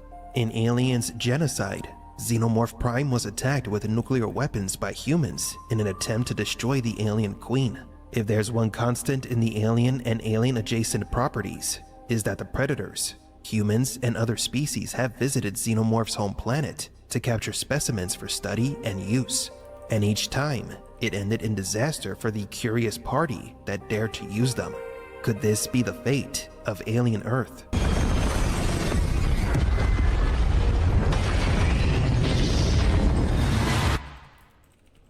One of the biggest questions from the first season of Alien Earth is, where did the Maginot find the 5 alien species? Some fans say that the creatures were salvaged from another derelict ship, gift-wrapped and waiting for Weyland-Yutani's men to find them.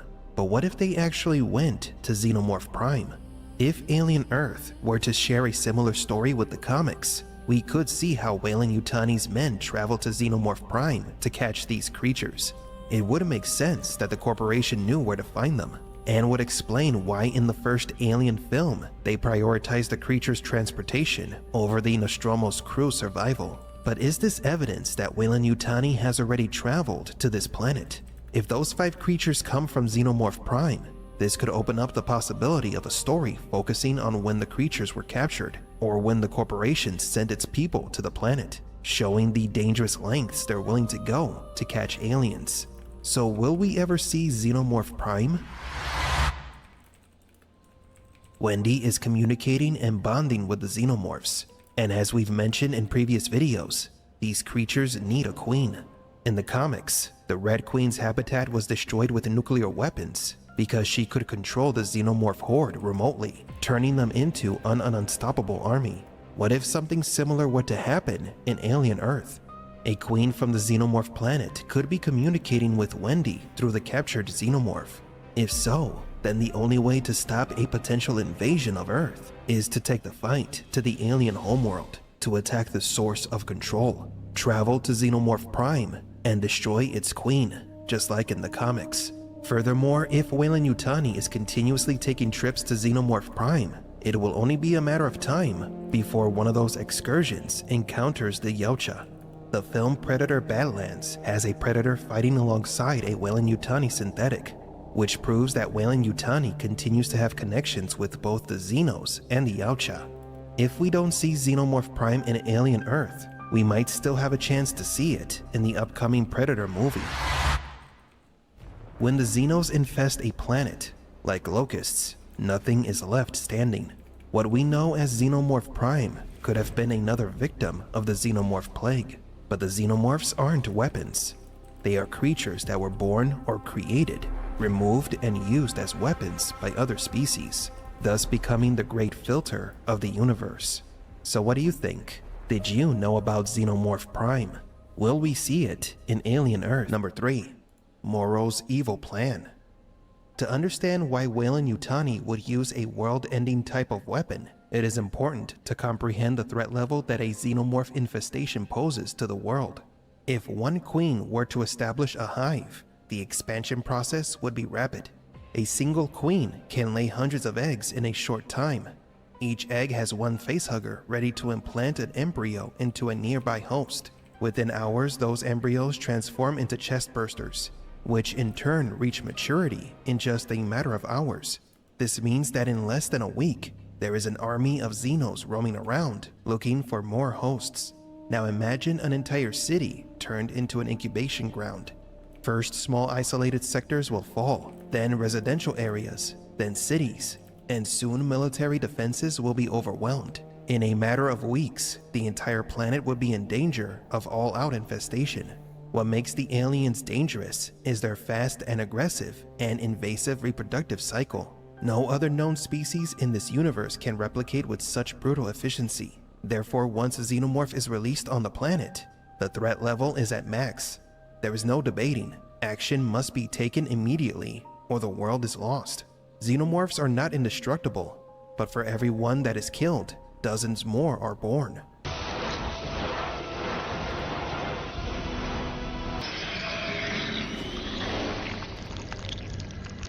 It's because of the level of danger that these creatures pose that humans and other advanced alien species have used weapons of mass destruction against them.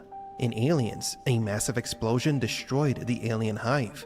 In Alien vs. Predator Requiem, the government dropped a nuclear bomb on the town that was being overrun by Xenos.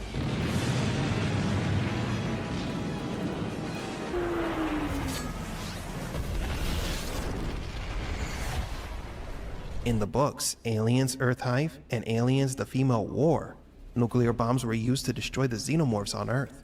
In the comics that we've mentioned in other videos, such as Aliens Genocide, the xenomorph's Red Queen was destroyed with nuclear warheads. So when it comes to stopping a xenomorph horde for all sentient species, the contingency plan is the same. A big explosion is the only way to stop the invasion. Sadly, it's sometimes better to sacrifice a city than it is to risk the entire world. Now you understand that the moment the Maginot crash landed on Prodigy City, the city became a target of a nuclear attack. You have something that belongs to me. To be fair, it fell from the sky and broke one of my buildings. Boy Cavalier, the boy genius and trillionaire, proved that one person with good ideas can bring a megacorporation that has bullied the world since its inception to its knees. But Weyland-Yutani is no pushover, and they are not happy that the young trillionaire has stolen their property. It's only a matter of time before Prodigy pays a hefty price for taking what isn't theirs. I told her I'd bring the specimens home, and I will. And then I'll kill the one called Cavalier. So will Moro destroy Prodigy City? Moro will be Weyland-Yutani's extension in the fight against Prodigy, their hidden weapon tasked with doing the corporation's dirty work that they don't want the world to know about. Moro lost his humanity a long time ago. He's more machine than man, without hopes or dreams, without ambitions or goals of his own. He is a drone for the company. Everything that once made him human is gone. The man was replaced with an obedient mechanical attack dog. That's what makes him the perfect soldier for the task. He won't stop. He won't negotiate. He will show no remorse. Remember before when we talked and you said all that stuff about how you'd do anything you had to protect your parents? This is that. We got rid of our stinky old trash and got Gobble. He's a mill. Gobble eats everything we don't finish. Bananas, turkey, avocado pits, and when it's done, we put them in the compost. Our old trash went to the garbage dump. My teacher says most of the food we grow ends up there, which seems pretty silly to me. Oh, and our old trash smelled like Dad's farts. Gobble doesn't smell at all. It's crazy. Everyone should get a Gobble. Mill. The end.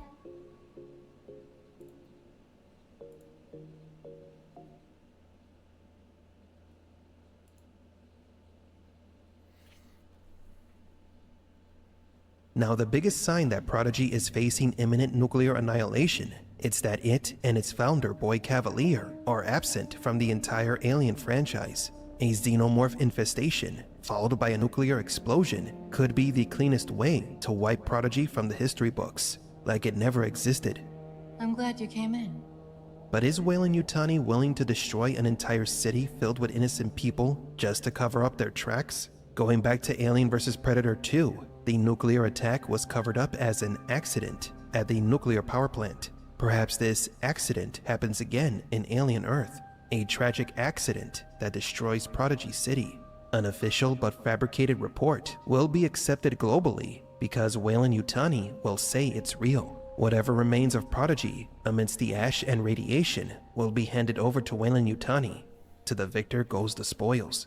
Prodigy City, Neverland Island, and the Lost Boys would be erased along with all the collateral damage. So yes, Weyland-Yutani is willing and able to sacrifice lives and entire cities to maintain its monopoly on alien biotechnology.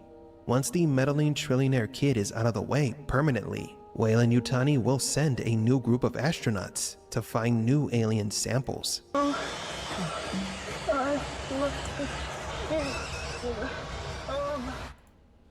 Number 2. Was the xenomorph afraid of the eyeball? The xenomorphs are labeled as the perfect weapons, designed to exterminate civilizations. So for one to show any fear or reservation when facing an enemy, that goes against its nature. From the time they are inside the egg until they become an adult xeno, these monsters of the galaxy are designed to wipe out everything in their path. However,